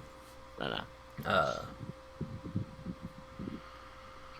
Just doing some cursory reconnaissance. Okay. See, what's this guy doing? So you spend a little more time in the Chantry than usual. Yeah. But you've got plenty of stuff to be researching, so that's You start to notice that Alejandro seems to be using Scott as kind of a personal assistant. Okay. Now, Alejandro's doing some research. He'll send Scott out to find things. You notice that a lot of times he will, if he's researching something, he will kind of leave the mess out and tell Scott to clean it up. And Scott seems to be a lot more apt to do it immediately. Because that was one of the things when you ran into him last time that he seemed flustered about. It's something he should have already cleaned up, and Alejandro wasn't in the Chantry, so he hadn't gotten in a rush about it. Yeah. So. And then he very much did not want you to borrow that book because he should have already had it locked up.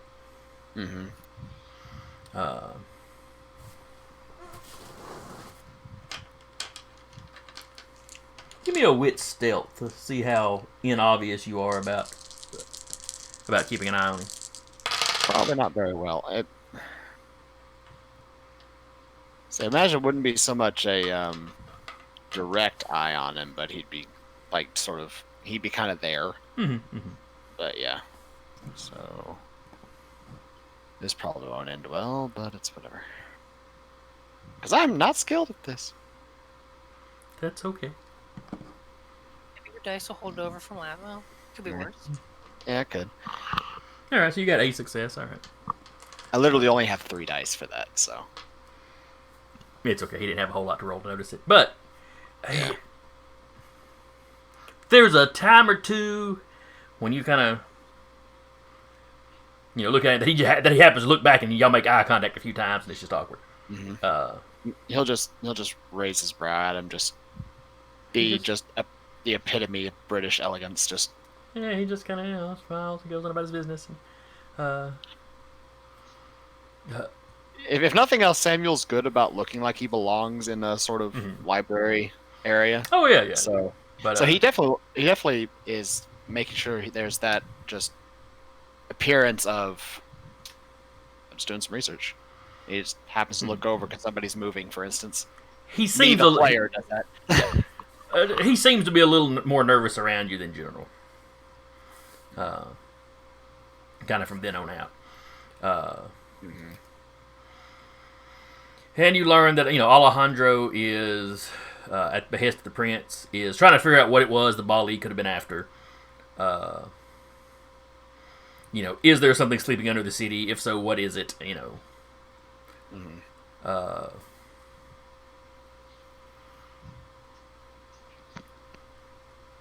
You hear him complaining about stuff that is missing from the previous chantry, where that were destroyed by the fire. He doesn't have all the records at the previous. Oh crap! Whatever the head of a chantry is called. I'm blanking. But the previous head Tremere had a.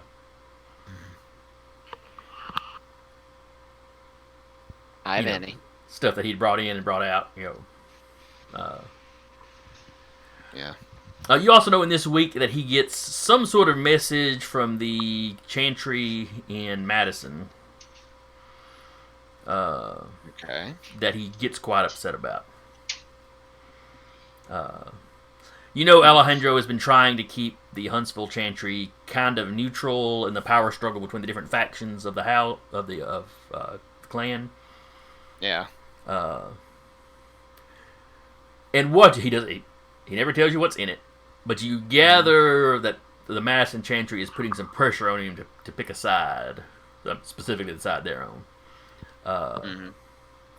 The head, and you're passingly familiar with the Madison Chantry members. The fellow that runs the Chantry in Madison is quite a bit older than Alejandro. Somewhere probably not as old as your sire or grandmother Dorcas, but a lot closer to them than to you. Or Alejandro, for that matter.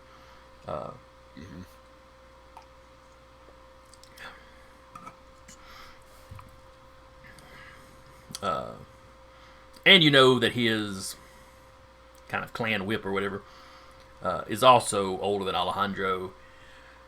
And that one of Alejandro's concerns is if he picks a faction, somebody may try to slide, somebody a little older than him. Alejandro is a little young to be in charge. But he was the oldest Tremere present when the chantry was burned. And the pyramid had recently fallen. Everything was in disarray, so he was able to slide in. Yeah. And kind of hold it due to lack of challengers. And, the Prince of Madison would not... he wouldn't put up with the Tremere starting an actual fight in Huntsville. He's not... he's not directly subservient to Prince Dessler, but Dessler is definitely the kind of the top dog in the area. Mm-hmm. As opposed to the previous Prince of Decatur, that was very clearly, a flunky, because it was one of Nora's childer that had been running Decatur. Yeah. So there's some kind of tension going on there. In this intervening weeks, your sire arrives. Okay. I think you had been notified. Let's see, Henry Morgan, I believe, is your sire. Yep. All right, and you knew he was on the way. I think you had gotten a message last time that he was going to be down in a few days. Arriving in a few days. Yep. So it's a flight that arrives at night. A private flight. Mm-hmm. So you managed to pick him up with relatively little concern with security. Everyone knows the Second Inquisition watches airports closely, but coming on a private flight, you bypass a lot of the typical security. Mm-hmm.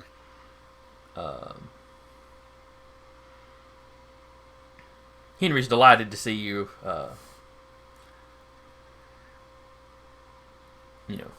Ask what you've been up to. Ask how things are going with the local chantry. What kind of picture do you paint for him? It's been both good and concerning. Mm-hmm. Research and studies go on well apace. There's no problems there. I've actually been making a few inroads with a small faction of the Banu Hakim that have come into the city. I don't want to discourage that, but do be careful. They are an ancient enemy of ours. I know. One of their numbers seems to be a little hungry for knowledge. It's more of a mutual knowledge gathering, so to speak. Yeah, there was always rumors that the Assamites had their own sort of sorcerers. Well, I can confirm that they do.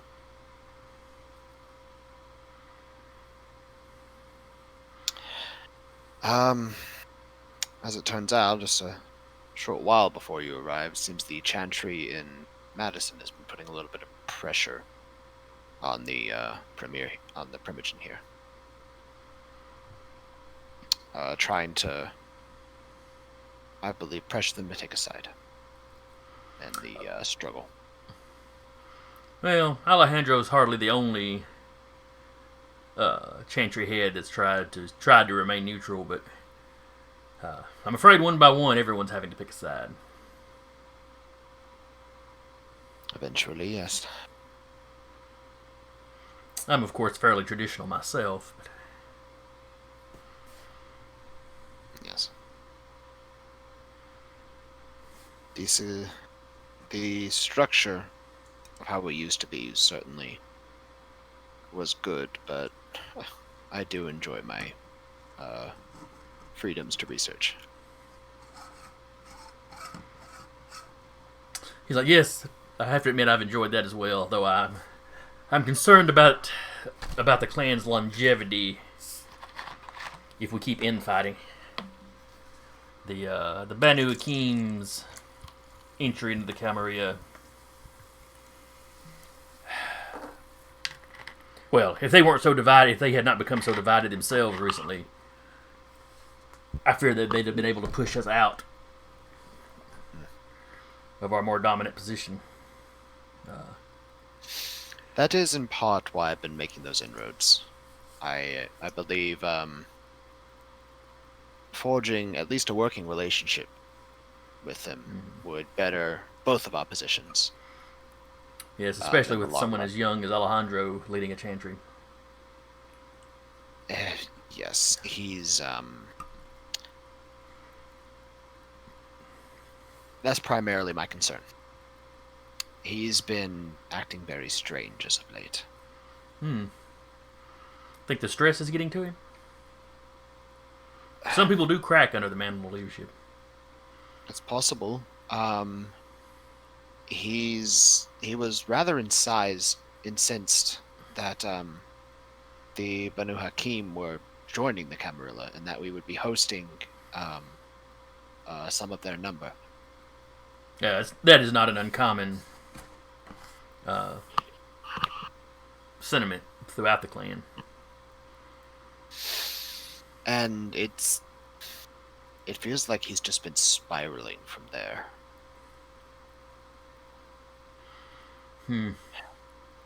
It's been just disappearing out of the city, just randomly.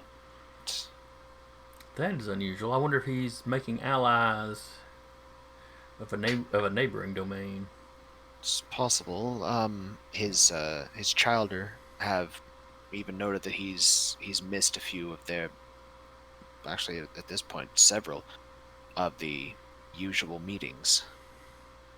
Oh, that's right. The entire rest of the chantry is his child or his childer, aren't they? They are, save for me. And they'll actually speak to you about his odd behavior. Well, I'd like to think I picked up being a friendly and charismatic face from you. Yes. Clearly you got your good looks for me. Clearly. I think it might be enough of a problem that they're noticing and that they're concerned. And they might be coming to me as the second oldest Tremere in the city. Yes, that could be it. One of their number has been sort of being, I suppose, used as kind of a personal assistant at this point. He's sort of answering to everything, it's almost ghoul-like. That's not too unusual if he were grooming them for a leadership position. But none of his children are any more than a decade old. If even that, It could be a trust issue. Perhaps he trusts this child or more than anyone else. it's possible. He's the one that fetches all of his materials for research and sends and answers messages. That is the sort of thing you generally use a ghoul for. And there's one time where I sort of caught them, I suppose, a little red-handed, I suppose you could say.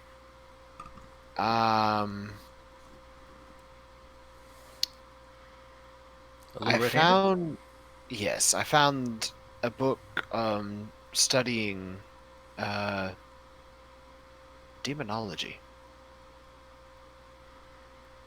and the childer, I believe his name was the player, having to check, Scott.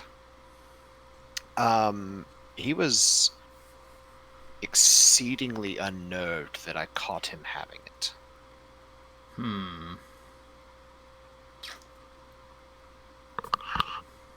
I wonder if he was delving into something he shouldn't, or if it was Alejandro studying it. With the Baali being present in the city, it would not be unusual. Yes. You have to know what an enemy's doing to defend against it. So. Yeah, he'd have to have if not gotten it from Alejandro, at least snuck in and taken it. Those things are stuff that he keeps restricted. It's not even anything I have access to. No, granted, perhaps he might think that I am more I'm more concerned and busy with maintaining inroads with the Banu Hakim, It's possible. as that was the last task that he gave me. If he's growing paranoid, he could also be concerned that you might have a conflict of interest because of your coterie. How does he feel about the thin-bloods? He's not outright hostile, but not favorable. In fact, he's not really has any real favorable opinion of anyone in my coterie. Your coterie is an eclectic collection. They are, but they do their work well. And with this eclectic collection of mine, we've garnered a decent amount of favor. Well, that's true. Which, You have a group that, if when we are called to war, would be useful to have. it certainly has been useful. And I've heard the news from the city. You know, the lupine incursion, and then the Baali, and that stray pup that got dropped off at your doorstep. Yes. Well- He's rather useful. Well, let me get settled in at the coterie, and I'll help you keep an eye out on things. How much help I'll be, I don't know. You know, I'll be the new presence, and if Alejandro is getting paranoid about his position, having someone of my age and experience show up might be distressing. He might certainly act out rashly. But if that causes him to slip up and reveal something, then that will work to our advantage. It will, at that. And I'll see what I think of his teaching methods and his childer. Of course. They're good folks, if a little too bright-eyed sometimes. I've had to more than once caution them on overreaching. Well, that's typical of students. I seem to recall having to caution you on such things. Trying to get into a little too much, a little too early. Yes, of course. Look at me now. I have werewolf blood to experiment on. Oh. I will gladly give you some of it if you'd like. Perhaps once I get settled in and have a lab set up. Of course. It's good to see you again. Oh, it's very good to see you, my boy. Thank you. I really should have come and visited more often, but it's so difficult to travel. I understand, especially with everything that happened with the Second Inquisition Yes. and the purges, and With I the understand how difficult it'd be. with the fall of the pyramid, I'm much freer to travel, but now travel is much more difficult. That it is. So over these weeks, Henry gets settled in. Samuel will introduce him to the rest of the coterie. Oh, yes. So y'all all meet Henry Morgan, Clan Tremere. He is visibly a little older than Samuel, but not by much. He has a bit more gray in his hair. He was clearly, in his 40s, maybe his early 50s when he was embraced. Or if he was a little bit older than that, he regressed a little bit. Yeah, I mean, Samuel has a little bit of gray in his hair, but that's just because when he was alive, genetically, he started graying early. And he is perfectly proper and pleasant. You don't know that he's necessarily, you don't know how much he necessarily liked any of you. He only seemed a little awkward around Jolene. But like I said, still, still polite. It's more of a vibe you got off of him. Oh yeah, these are my kids' friends. Yeah, it's nice to meet you. That kind of thing. Is the kind of the impression you get. Getting settled into the chantry. Let's say once all that happens, Samuel will pull Alexander to the side. Like once all that's done, it's like, Alexander, I want you to keep a very close eye on things. For right now, But of course. my sire, Henry, he is just as old as Grandmother Dorcas. And you know that age means a great deal to our kind.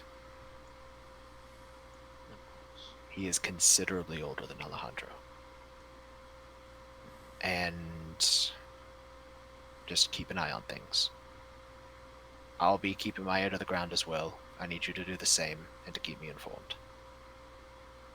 I don't know if he's going to act out because of this.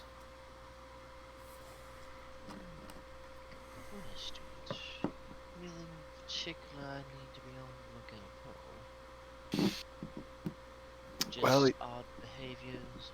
Odd behaviors are getting more paranoid, aggressive, things like that.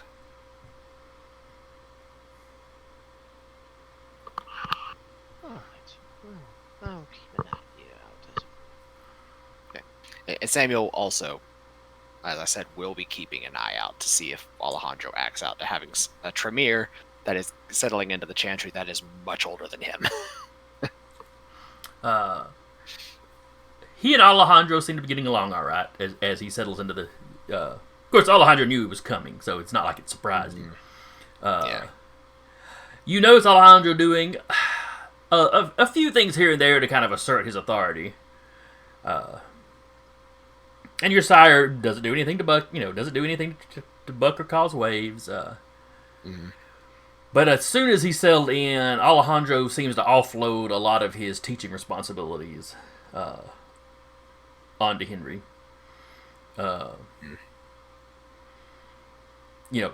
he cites the fact that he's doing a lot of research for the prince.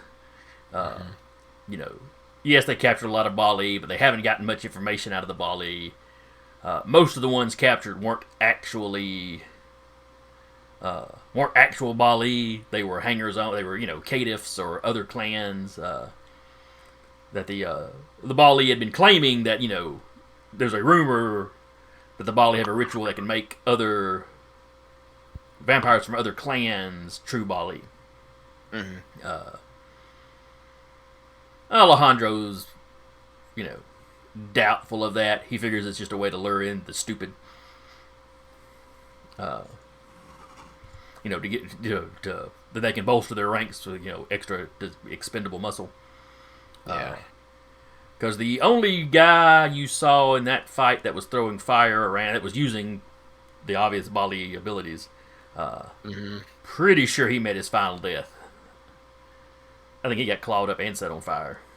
When you went down, he said that he might not have reached final death, but he was damn close. But I think that's how you put it. So No, I yeah. don't think we knew if he was in final death, or if he had taken final death anyway.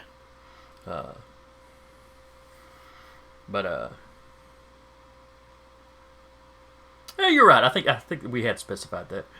So anyway, the rest of them they got no useful information out of. Nothing you hadn't gotten out of the previous guy. They were gathering thin-bloods to wake up something under the city. Yay, end of the world. Because the thin-bloods are tied to the final nights. Yeah.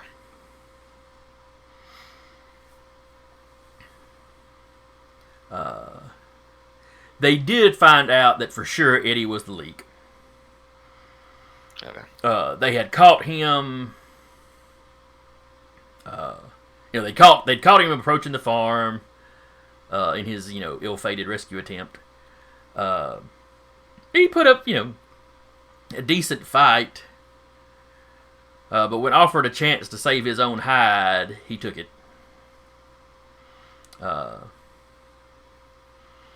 The deal they heard him cut was basically to help them capture the thin-bloods.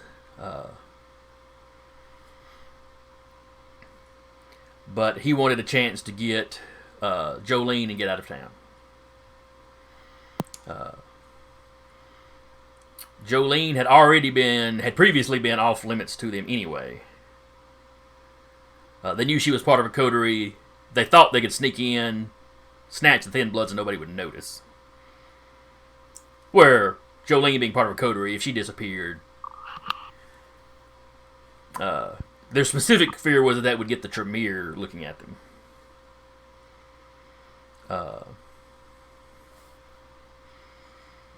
We looking now.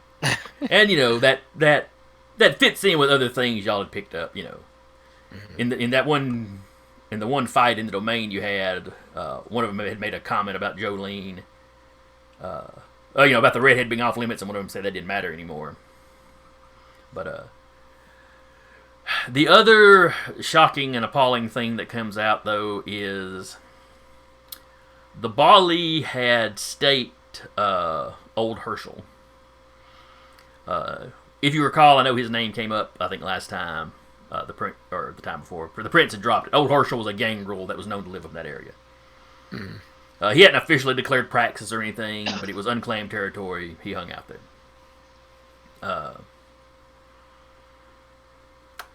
To seal the deal, they forced Eddie to commit diablerie.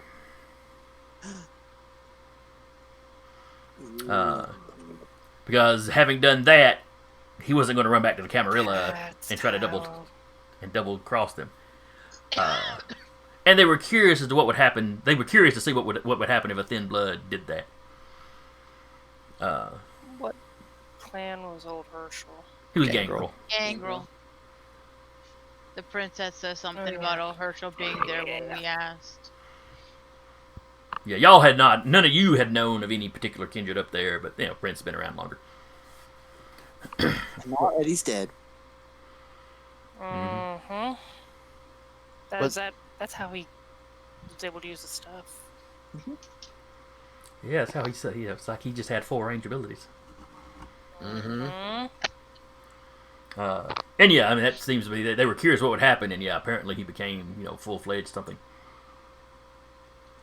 So, now we know if a thin blood diablerizes a kindred, they're no longer thin blood. Which that has been a rumor before. There's even been rumors that the Camarilla may have bribed thin bloods before with the promise of allowing them to do that. Whether they actually did or not, or whether it's just rumor mill. Fun note in Bloodlines 2, I think that's how you choose your clan. Nice. Start off as a kid for that game, right?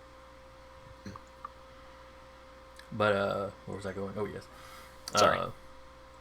So the prince has declared a blood hunt on Eddie. Just kind of period. If he shows up in town, he is to be killed. Yep. Jolene will make sure to get that out to all the thin bloods. Yes, because if you do not help out in a blood hunt, it comes back on you. Mm-hmm. Now, they know that he's probably fled the town, so, this isn't something where they're demanding people be out in the streets searching for him or anything. But I want to. and he would have very specifically had someone speak to Jolene about this. Because if Eddie was to come back into town, it's likely he would try to contact some of the Thin Bloods. Oh yeah. Though, with if he found out that the entire plan was out, You'd have to find out first. Yes, but so it's very clear. Let your people know if they hide him.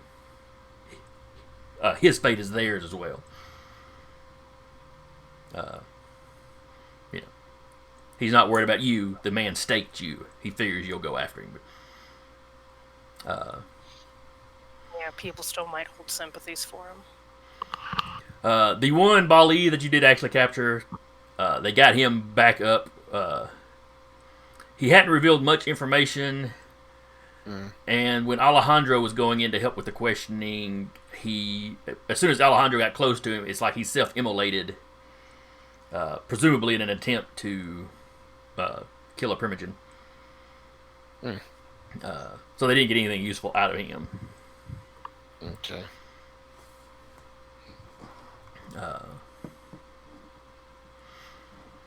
Clearly, they'd been researching. They did seem to realize, as soon as they saw Alejandro, they seemed to realize he was Tremere. But, if you're going to be running around in the city for any length of time, you find out about the people in charge, so that's not shocking. Which is interesting why they didn't freak out when Samuel showed up.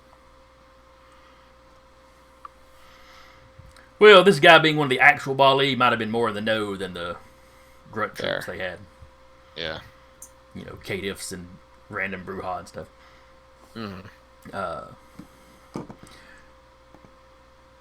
But anyway, that, I believe, brings us to April 14th. Yay. So the sun sets the evening of the 14th. Samuel, you were dreaming. Now, dreaming is not something Kindred generally do. No, they don't. I mean, sometimes they do with Auspix, but... Oh, yeah, don't, you don't say. In this dream, you were sleeping. It's deep, it's dark, it's cool.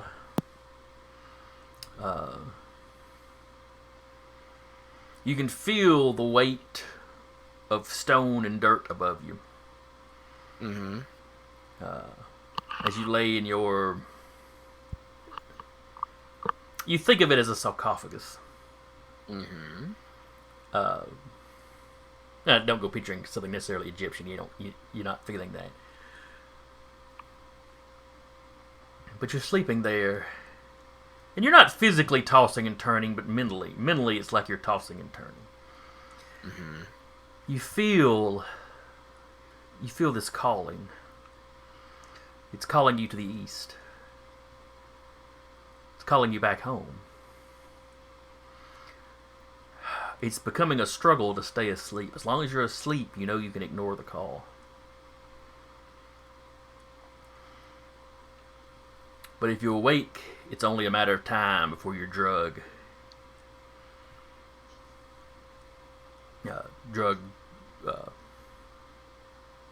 towards the calling. You know what's causing it. And if Cain's whelps are awake and stirring, how much longer can it be before he is there as well? Perhaps if you could just stay asleep, perhaps it will all pass you over.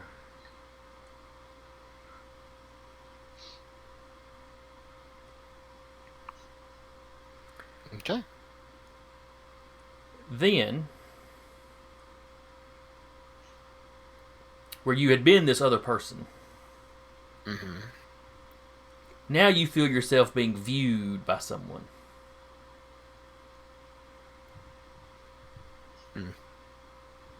You hear the voice that you were speaking with, the internal voice you were hearing. It now addresses you. Okay. Little wizard, you should not have come here. My thoughts are not yours to know. Well, I wasn't intending to be anywhere. Leave me, and that's when you wake up.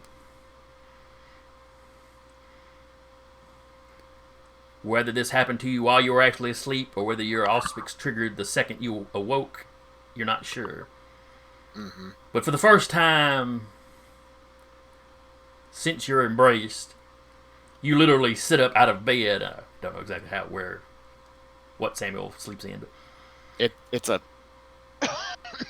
very nice bed. But yeah. But it's down in kind of the bomb shelter area of the... Yeah, okay. Yeah. But for the first time since you're embraced, you actually kind of...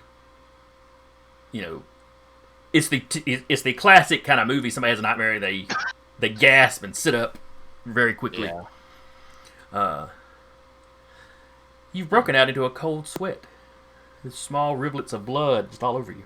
Not a lot, not a vast amount. Nothing that would affect you. But you woke up in a sweat.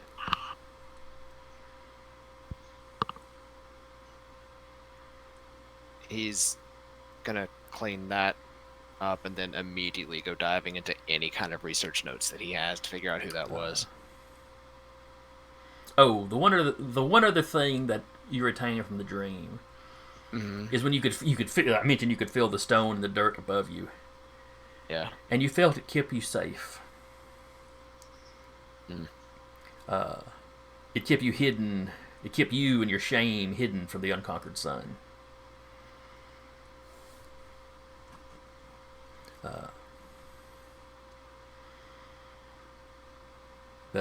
But anyway, you go and research.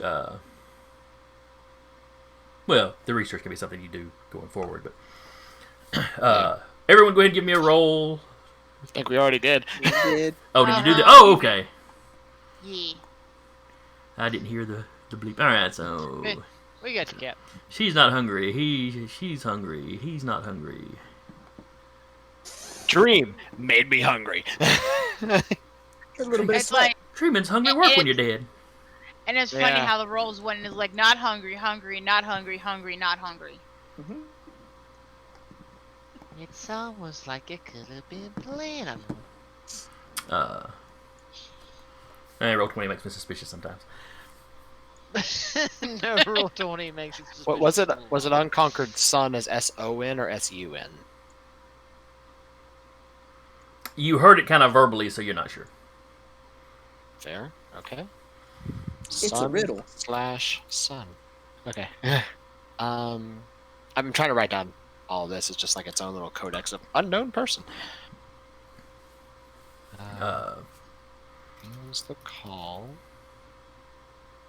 It's a Methuselah.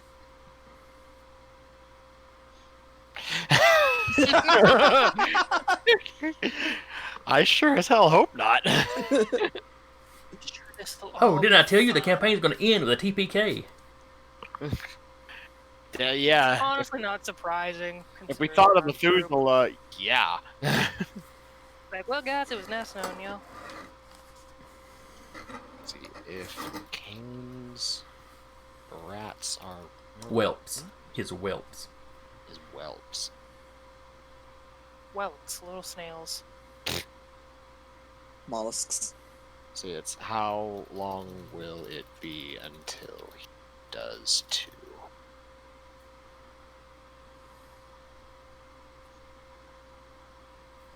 He said to hide his shame. Yes. To hide himself, to hide his shame from the unconquered sun. Okay. To hide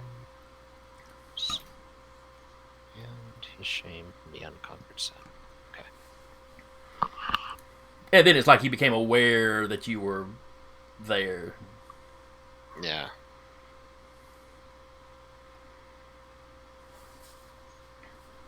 Alright, so it is, I said April 14th, I believe. Yes.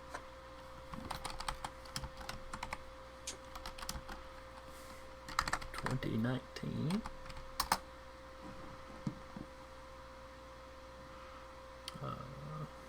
Which is a Sunday. Yes, that is what I was checking. It's a Sunday.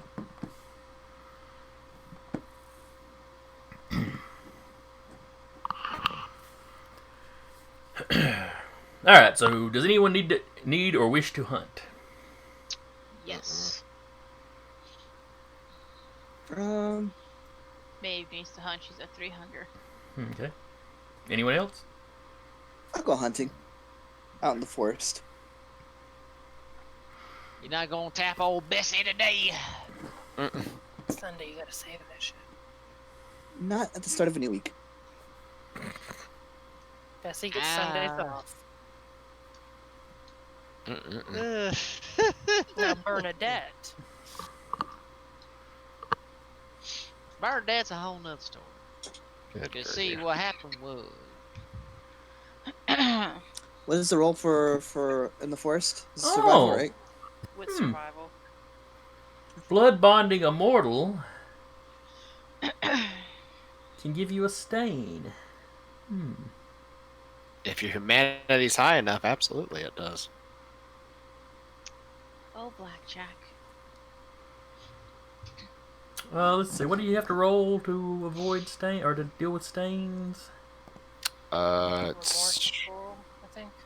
yeah, it's a Yeah. It's in there. remorse roll, and it's however many empty blocks you have. So he rolls 2 dice. In Blackjack's case, he'd roll 2 dice, and he needs a success on one of them, or his humanity will drop. Mm-hmm. All right, give me a remorse roll there, Blackjack, because you have blood bonded somebody. Sure. And hunting, it's with survival. So my remorse dice is 2? You should be able to just hit remorse and it do it. Okay. Woo! Oh yeah, yeah. You blinded by the guy. You don't care. Or you tell yourself that yes, technically he's blood bonded, but I'm taking good care of him, okay? yeah, but you're not gonna. You're just doing that so he won't betray you. You're not gonna force him to do anything weird. It keeps him from falling into bad habits and going back to prison again. Exactly.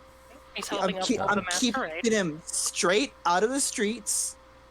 You know, that way there's no masquerade violation, which helps keep things safe. He'll be healthier because of this. Paying him, he's gonna have a longer life expectancy. You know, you're not going to hold it over his head. You know, like some of the Ventru types do. Yeah, no, it'll be fine.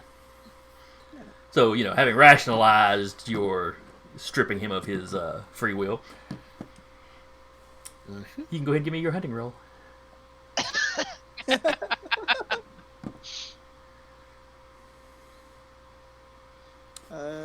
With survival.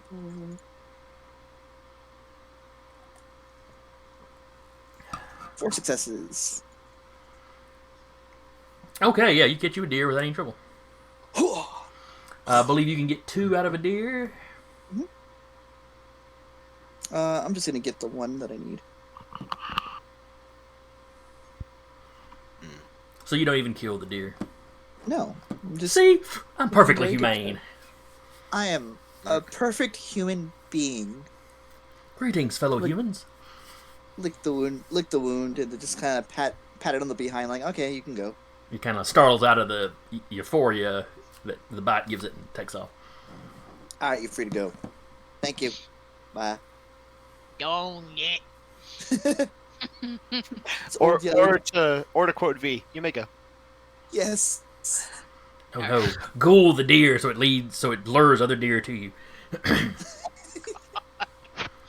I That mean, would for sure do a stain.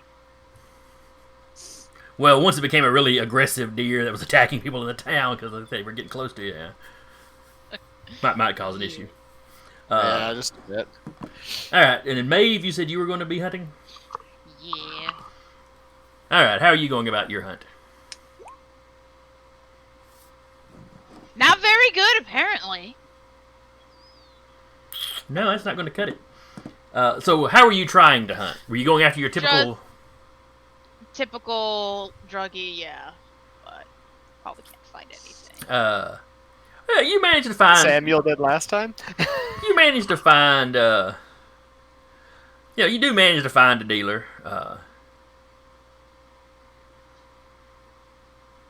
Let's see, 1 success.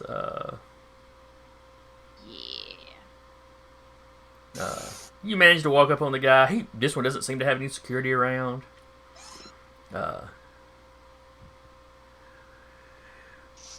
But when you pounce on him, he manages to cry out. Just as you start to sink your teeth in, 2 men round a corner, guns out, they open fire.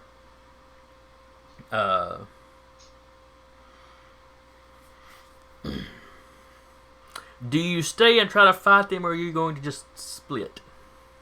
Split, because there's no need for a true full-blown masquerade breach with this. Crazy bitch bit him. Not yet! I was going for it! But I didn't get to, because they started shooting. What do I roll? Athletics, dexterity? Yes. So it's 2 Sound like at successes least on the 6 first dice. guy. And 3 successes on the next one. 3 of them. Alright, so the first one misses you. Oh, and it's so aggravating because your teeth were just on the skin. And in fact, you leave some scratches as you jerk your head back, but not nothing that would be that you think would be super identifiable as anything. Yeah. That bitch scratched me. You know, they'd be sitting there going, "Crazy heifer tried to bite me." Fucking crackheads. You take 2 superficial would be half, so you take 1 superficial from the second one. You tied him roll-wise, so there was no extra damage, but just the 2 from the pistol. Yeah. Because they're using like little 9mm or something. Not anything heavy. Pew, pew, pew. And I'm then, still yeah, you here, by managed. the way, I'm just sitting down elsewhere out of camera view. So you scurry off. You hear one of the guys going, "That crazy bee bit me or tried to bite me." One of them, you hear one of the guys. "I know I got her." Yeah, she must have been on something already.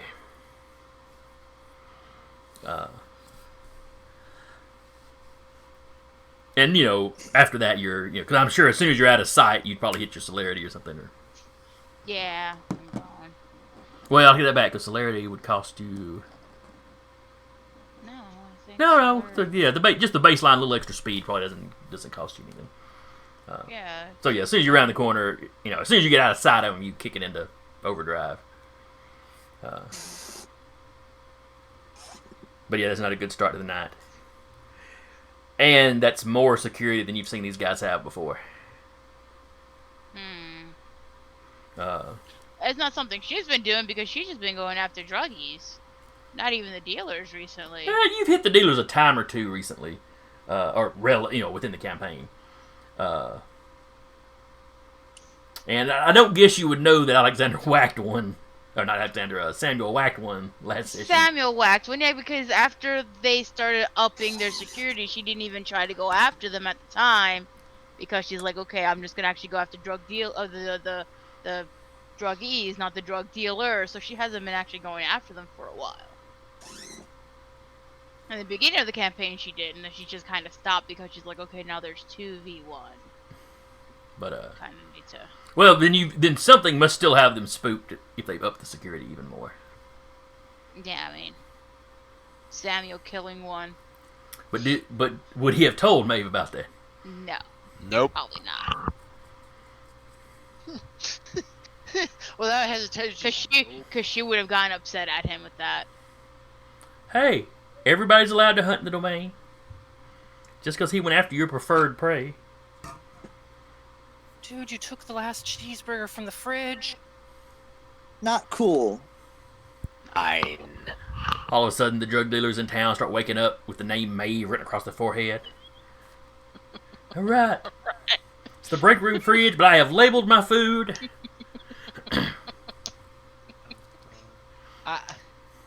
Why can I see that? Why can I see like she ran around with a stamp and just mine? Just tramp stamped all of them with her name. On the forehead? What? Yes, so you can see. It's less of a stamp. It's more of a brand. I was about to say, it's like she just cattle branded them. Or maybe she stamps one on the neck, so as you pull their collar back, Maeve. Ah, dang it. Foiled again!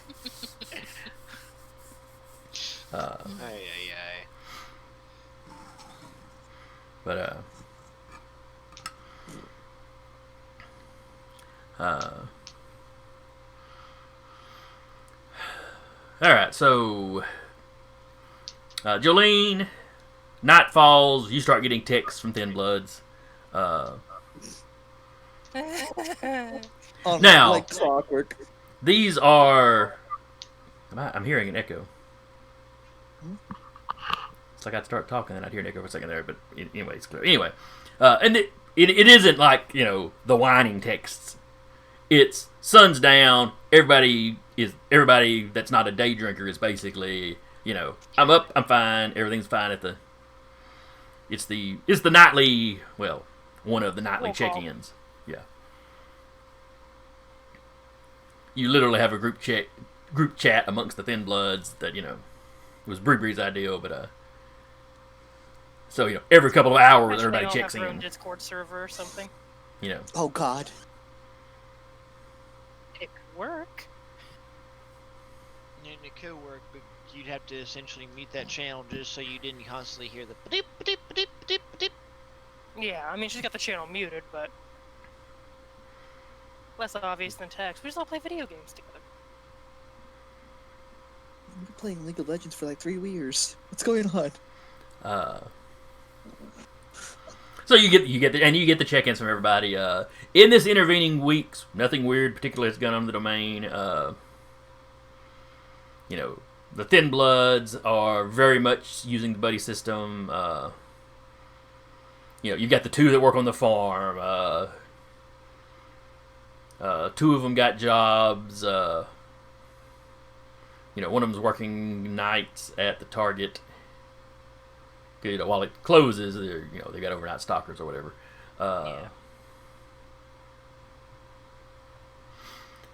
One of them's working at one of the other businesses. How exactly they're handling the can only be there at night part, you're not sure, but Yeah, some folks are like specifically looking for night people, so yeah, you know. Whatever the case, a couple of them have found employment there.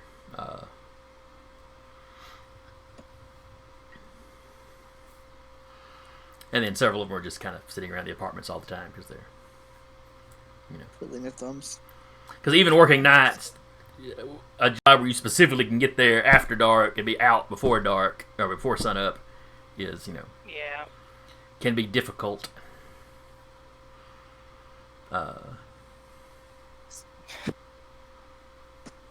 You know, They all become Twitch streamers.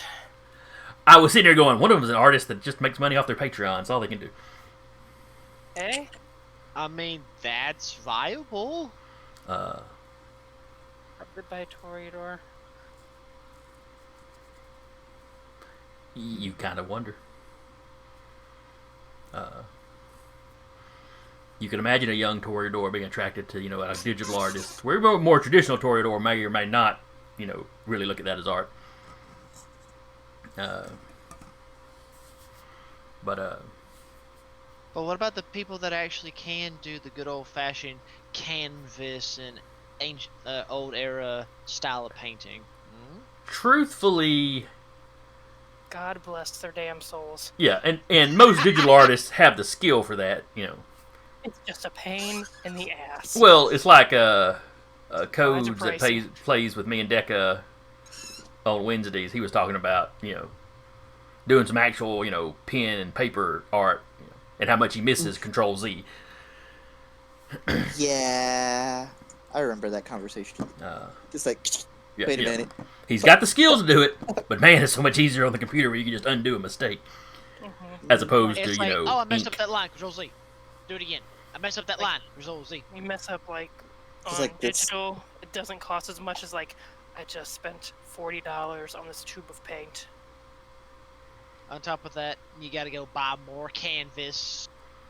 and Well, other things, you can and it's scrape. just You can like- you can generally, especially if it's relatively fresh, you can generally scrape paint off and kind of fix it. But Yeah. it's the time. But still. Paint it all one color. All right, strange aside. That's a subtitle. Valley by Night, Strange Aside. Yeah, if we ever come back, it'll just be you know, Vampire the Masquerade, Strange Aside, by night.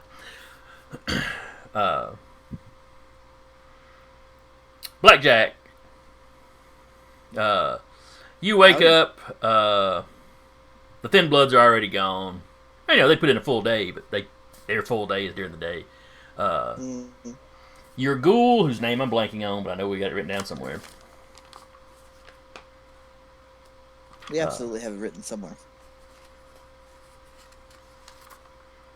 Wasn't Ned, was he? Oh, well, we'll find it. He's waiting on you to wake up. I'm going to assume that he has a key to the house proper since he's fully ghouled. Yes, now that he's gold, yes. So generally, he wraps up his day sitting around in your house waiting for you to wake up. You get up, he lets you know, if anything requires your attention, he lets you know. He just wants to spend some time with you. I'm flattered. This is new to me, so I'm getting used to this. Just as much as you are, I'm sure. Oh, yeah. And, he doesn't hang around for like hours after you wake up. But right, it's just some interaction. Yeah. He lets you know how things went. You pat him on the head, tell him what a good job he's doing, and he goes away happy. This is Blackjack's inner monologue. Like, all right, I'm getting used to this. If I'm gonna spark a war one day, I gotta be able to take care of the little guy. And while he was doing fine, he was working fine for you before. He's really upped his game now. His work ethic seems to have improved drastically. Just as planned.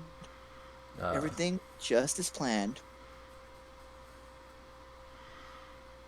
He's not sure what to think of those new employees you brought in, but they're good people. They're good people. They're hard working. They're probably they could a little work harder. eccentric. They could work It's harder. All right. It's alright. It's alright. I appreciate. Because he's new. He doesn't know a lot about vampiric society. He probably hasn't picked up that these guys are actually, some type of vampire. Vampire adjacent.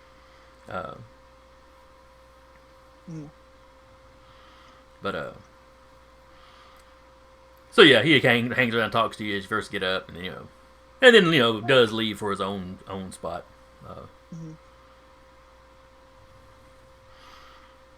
Before he goes, I'll go. Well, you hanging out nowadays? You still hanging out at that bar? Oh, he still goes and drinks there some, but he's got to take his girl out tonight though. She's complaining that he's not spending enough time with her. Go. I'll reach in. I'll give him I'll give him an extra $40. Like, go to Olive Garden or something. It's fine. Get you some breadsticks. $40, Olive Garden. Double that. No. Blackjack doesn't eat at an Olive Garden, at least not since the 70s. So. No, exactly. He's Doesn't thinking know food these are costs 70 prices don't- where $40 will Oh yeah, get you a good $40. meal. $40 I'll get a couple people decent meal. There you go. Listen, Jeremy, have gone on dates at Olive Garden for less than $40. Yeah, it's actually doable. If you don't go completely nutty, Yeah. you don't need the whole bottle of wine. He seems very appreciative. Of course. Just Yeah. take care of your woman. You're doing just fine, and I appreciate the hard work you're putting in.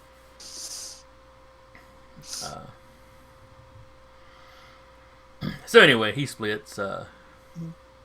Little puppy dog that you've turned him into.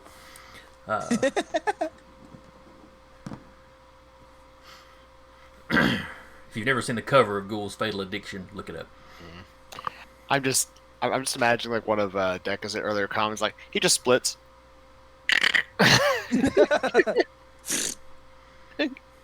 We'll split him in two, feed each half blood so they regenerate. Then I've got two of it. Cellular division gone Totally how horrible. this works. So how'd that work? Yeah, they both died. What's it?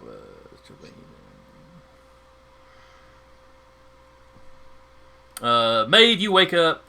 Shortly after you get up, you get a text. Oh no, you'd already done. You didn't. While you were hunting, you get a text from a text from Colin that he's going to be out of town for the next few days. Running down another lead. She's gonna text back, "You stay safe."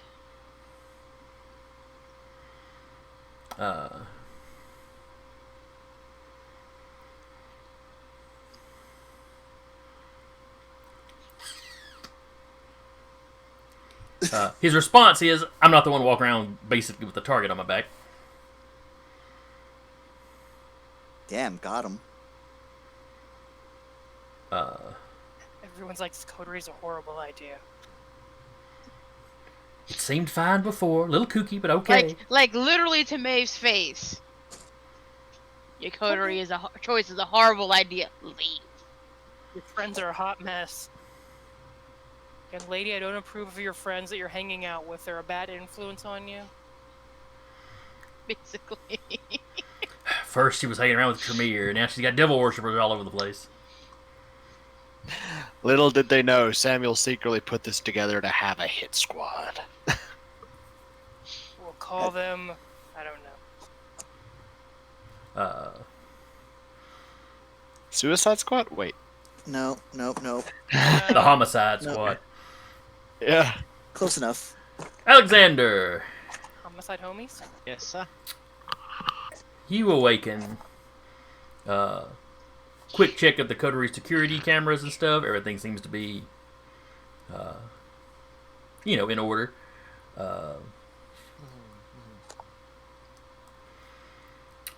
In the past week or so, you have not caught Alejandro leaving the city. Interesting. Tonight, however, one of the security cameras, or I should say one of the traffic cameras on a red light does catch his license plate, which you have set up to trigger, so it drops you a message. He immediately whirls over to that particular screen. And all the camera picks up is, he pulls up to the red light, and then he go,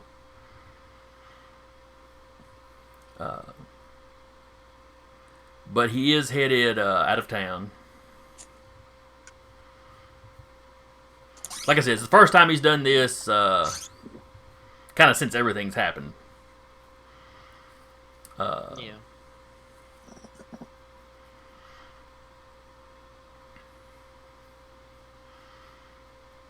He'll make note of it. He'll try to follow, figure out the street that's on, where that leads to. Just try and get small details.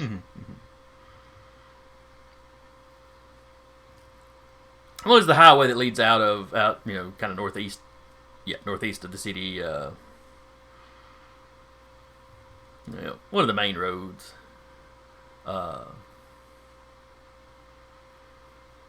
All kinds of places he could be headed. If you were going to like Chattanooga up in Tennessee, you'd go this way. Or like I said, there's plenty of small communities he could be running to. Or he could just be meeting somebody right outside of the city, just to make sure nobody was around. It's early, it happened early in the evening, so it's like as soon as he got up, he headed out. Let's see. Samuel hasn't been to the coterie yet, or to the chantry yet, because he's researching, Unconquered Sun or Unconquered Sun.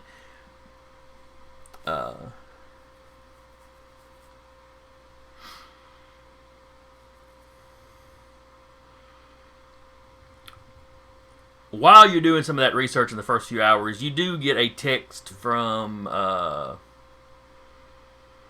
Henry. You kind of had to equip him with a burner phone. He didn't have one of his own. Yeah.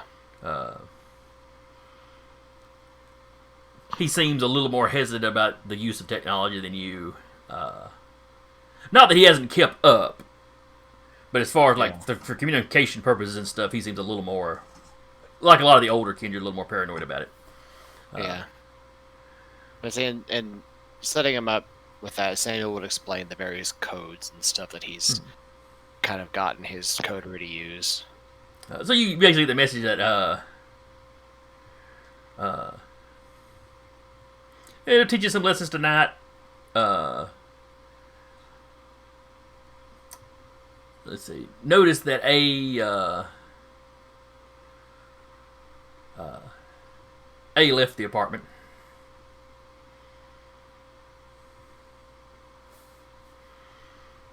He'll respond back with I was about to be heading that way anyway. I had some questions about a pressing matter. Late assignment. Oh, I see. We'll discuss it when you get here, and I'll see if I can help you. And then I'll head that way. When you get to the chantry, the ghoul that mans the gate lets you in. Or maybe you've got automated things in your car, I forget. Anyway, you get in, ghoul answers the door. Makes the very small amount of, chit-chat with you. Yeah. Oh, good to see you again. Notice you're spending more time at the chantry, yada, yada, yada. Kind of brown nosy, slightly brown nosy stuff. But... Yeah. And he'll indulge it. Just a bit. Yeah, any ghoul in a Tremere chantry is, generally angling to be embraced at some point. Yeah.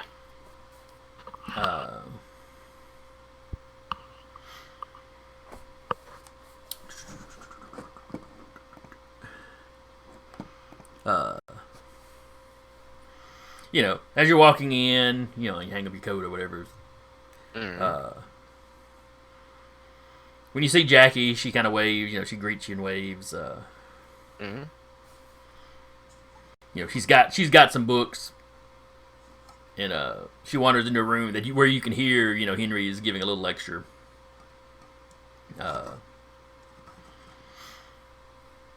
Like I said, most of the teaching responsibilities have been pushed off on him. Yeah. It's like, oh, you're visiting? Great. Here's you some work. Which is kind of a Tremere thing, though. Yeah. You got to be pulling your weight.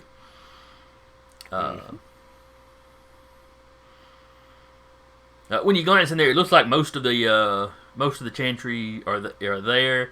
You do not see Alejandro, of course, or Scott. Scott, thank you. I was going to say Tom. I was like, no, Tom ain't right. Tom is there, but... yeah, so I'm about to say he was going to check to see if he notices Scott's gone. Scott is gone. Okay. Also in his head, this might be interesting because he's very obviously favoring one of his childer over the others.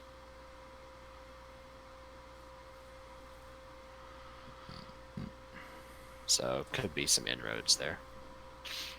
But he'll sit and he'll listen to his sire's lectures if he's having one at that point. He is. Then he'll go and talk to him afterwards. And it's not completely rudimentary. These folks have been studying for at least 5 or 6 years now. So, it's not anything advanced enough to really be. It's still kind of, from your point of view, kind of the basics. Yeah. But he's discussing. Actually discussing other clans that use some form of blood sorcery. He references the Banu Hakim and how similar theirs is supposed to be to Tremere thaumaturgy. He talks about the Zamisi and how different theirs is. The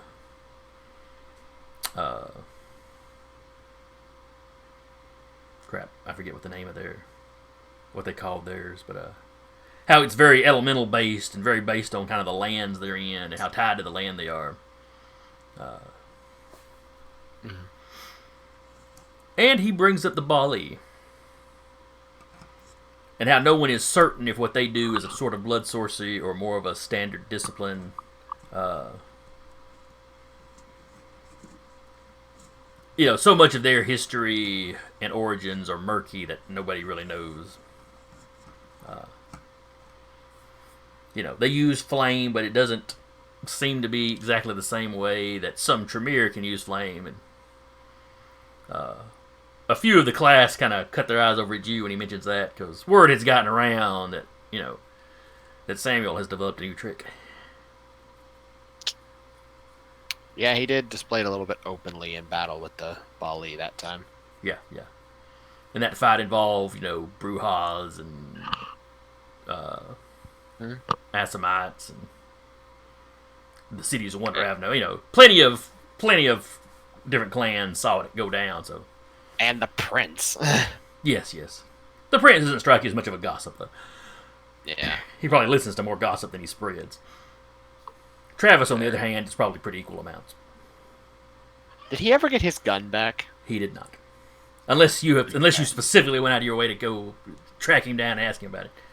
No, yeah, he would at some point during that downtime. He would. Travis want has his promised gun back. he'll get it back to you as soon as he can. He was like, "Oh yeah, I left it in my haven." Travis, you Oh. bring me my gun back. I will customize one specifically for you.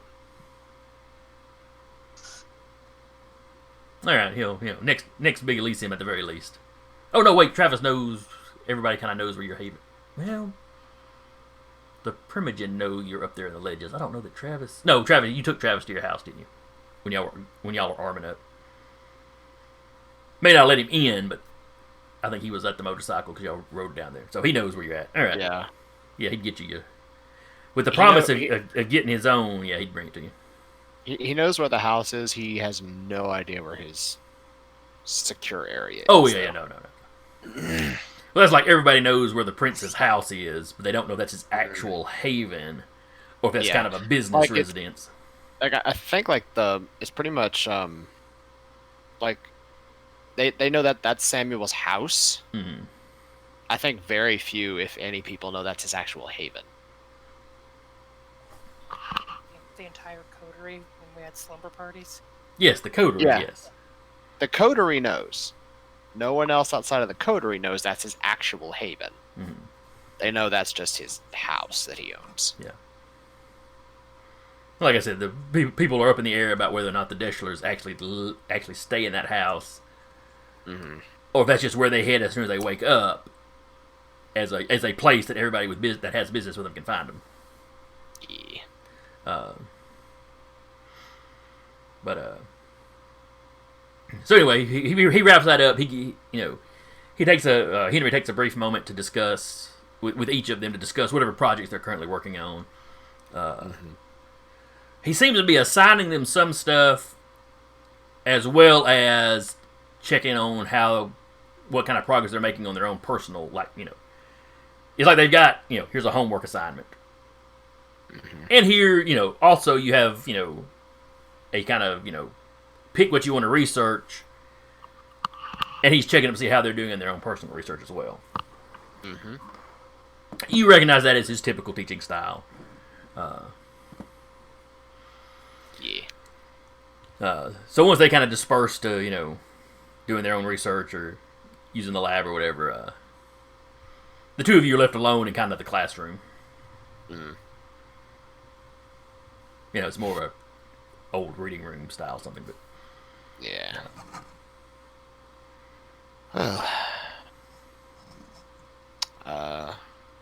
So he left, did he? yes, he hasn't been doing much teaching since I got here, but generally he'll be here researching on his own. I noticed. When I sent you the message, I did not realize that Scott was gone as well. Yes, I noticed that when I came in. There could be some inroads with his other children. If he's showing a lot of favoritism towards one, it's certainly possible. Well, he's certainly been doing that as of late. I'd be careful about being too obvious about it. Of course. But, I do notice Jackie seems to be somewhat fond of you. Or perhaps she's just more personable in general than the men. A little bit of both, I think.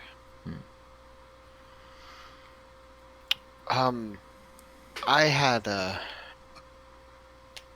bit of an interesting day. What were you doing up during the day? Dreaming. He sits down and kind of steeples his fingers. Do tell.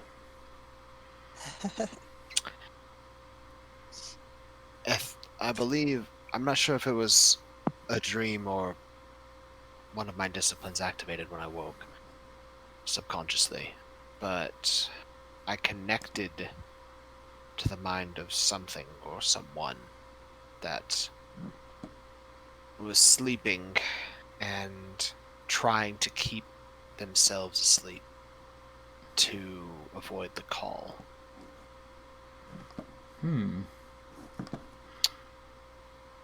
See, No indication of who it was. They mentioned something about staying underground or staying below ground kept them safe, so they could hide their shame from the unconquered sun.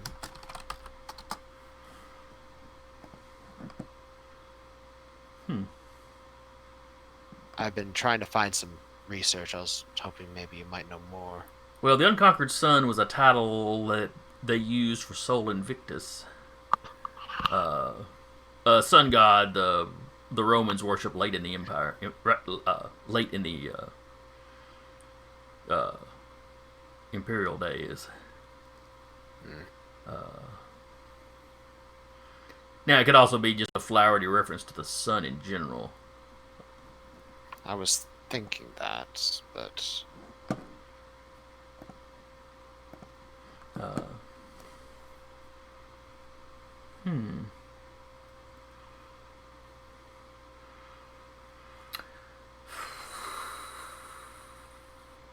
Do you think it's what the Baali were trying to awaken?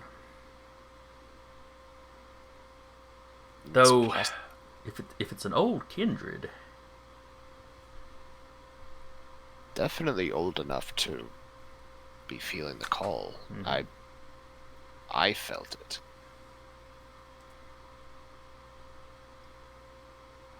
And certainly he kind of looks at you, so you've felt what the calling feels like.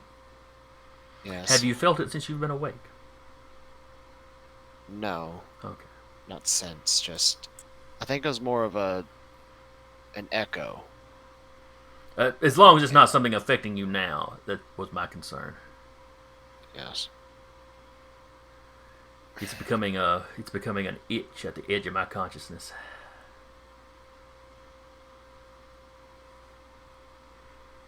But you've got many years where you should have to worry about that. Right.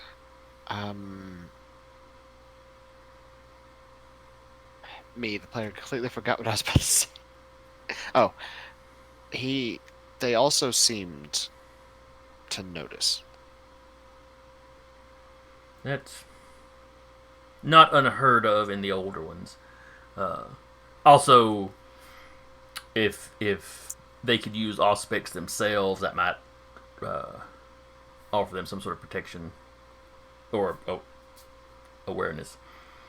I certainly felt something looking at me afterwards, and I was told that I should not have been there. And he specifically called me Little Wizard. So he's conscious enough to recognize what you are. I wonder if the Baali have been partially successful. Or if the calling, it can simply rouse one out of torpor. Maybe. You seem to have invited me into a very interesting situation. Well, to be fair, when I sent out that invitation, none of this was happening at the time. Fair. And it could be something interesting enough to keep your mind off the call. Keep you focused on something. It does seem to help when I have something to focus on. As I said, it's like a minor irritation just on the edge of my consciousness. When I'm focused on something, yeah, it's not too bad. I tried to go to the east. Yes.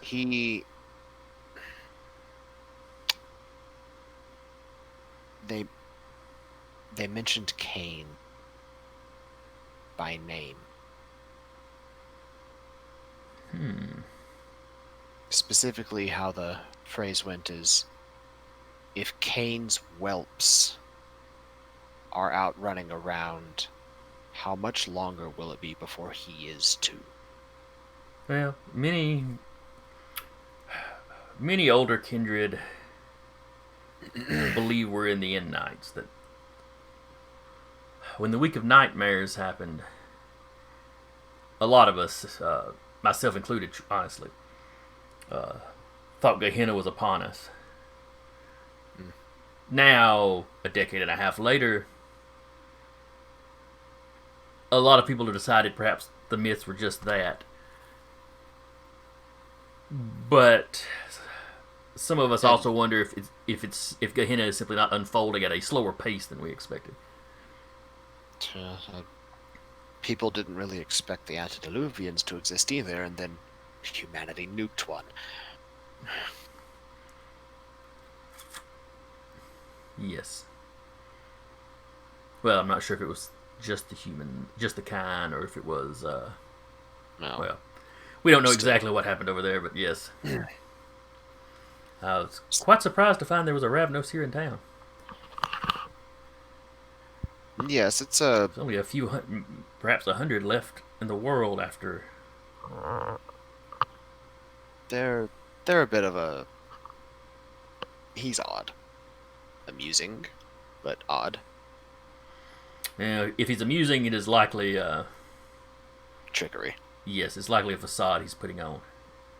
Yes. Do not become too comfortable with him. Of course, Not. the fact that he's a scourge, anyway, would mean would imply he should be somebody to be careful around. Yes, it's an odd working relationship we have. We respect each other's strengths, and he is now well aware that I could final death him if I wanted to, if it came down to it. I made sure he was aware of that by making sure he was standing right beside me. Yes. It is best to be loved, but in the absence of love, fear will do. Indeed. And truthfully, it's always been more the Tremere way to be feared. Fear is more reliable. I use it when I have to.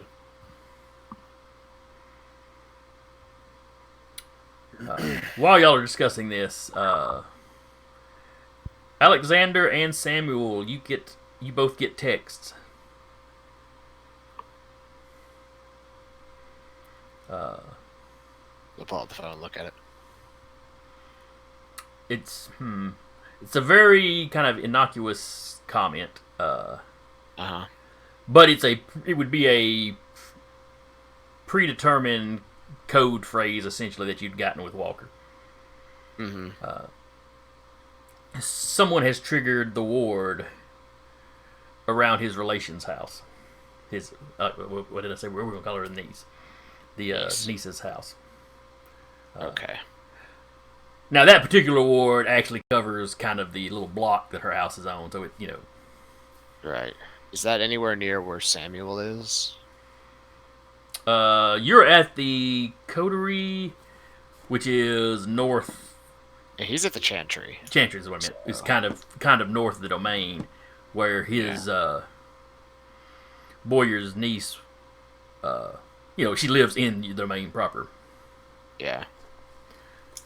So really, the entire rest of the coterie is probably closer than you are.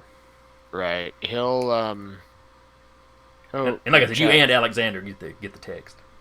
Yeah, Samuel will put on a group chat and say, there's a party crasher near here. Would you all like to go check that out for me? Sure, why not? Somebody bring along food. I'm hungry. Over the course of the break, Jolene has learned that one alchemy where she can make blood bags edible for folks, like nutrition-wise. Oh, okay. She'll be like, I've got some cold tacos if you want something. Cold tacos are better than nothing. About to say, Henry, just like watching this, just watching all this code jargon go by, like just completely practiced. He's just like, oh, that's what you meant. Well, I'm glad. Well, my boy, I'm glad you're at least being careful. That's the one thing that I made sure to drive into their skulls. So we're gonna wrap here with this little alert going off. Mm-hmm.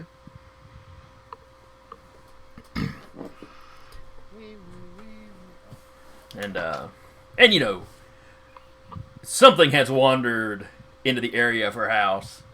Mm-hmm. You know, the actual protective wall that's just around her property is liable to keep anything out, but you know, part of your deal with Walker is to keep an eye on her. So, Absolutely, yeah. Question: would we know if the ward activates only for certain supernatural folks, or just supernatural in general? the way Walker phrased it to y'all, it should detect every kind of supernatural that he knows of. Okay.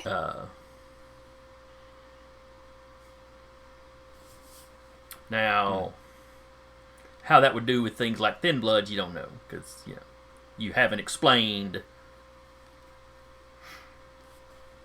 Well, You know, you're not going to sit him down and explain to him. Well, this is how vampiric society works. We've got these guys, you know. Yeah, no. but it lets Jolene through, so. would it Jolene make specifically, sense yes, because he keyed it so Okay. none of y'all would trigger it. then? Okay. I was just making sure. All right. What, Vincent? He did the same thing with y'all at the apartment complex, and adding a thing so that anybody living in the complex could come and go. Mm. But he didn't have to meet the thin bloods for that. They just had to be home when he did it. Yeah. So anyway, we'll wrap here. It's a little after 9, but we got started a little after 6, so that'll work out. Balance. As all things should be. Everything about as it should be. That's gonna be a quote dropped in whenever that word is used for years to come. Anyway, Yeah. so you know, not a hectic, you know, whole lot of stuff going on tonight. Just kind of a catch up in the space between adventures, because you know, or big stories, because you know, Downtime. stuff's not hitting. Things aren't so hectic in Huntsville that they're just hitting back to back to back to back to back. Sure sounded like it for a while there. Yeah. Mm-hmm. And then I realized, wait a second, no time is passing, and I need y'all to be in 2020 by the time this ends. So, you know, there'll be some more time jumps, Okay, everyone undoubtedly. take a spring break. Yeah. I'm kidding. Everybody's going to Florida. So we got 3 XP for tonight? Yes. Okay. One more session. I get Spark of Rage. I now have It's 0 over for all of you. I now have 0 experiences. Experience to spend. There we go. Meaning you have spent it all.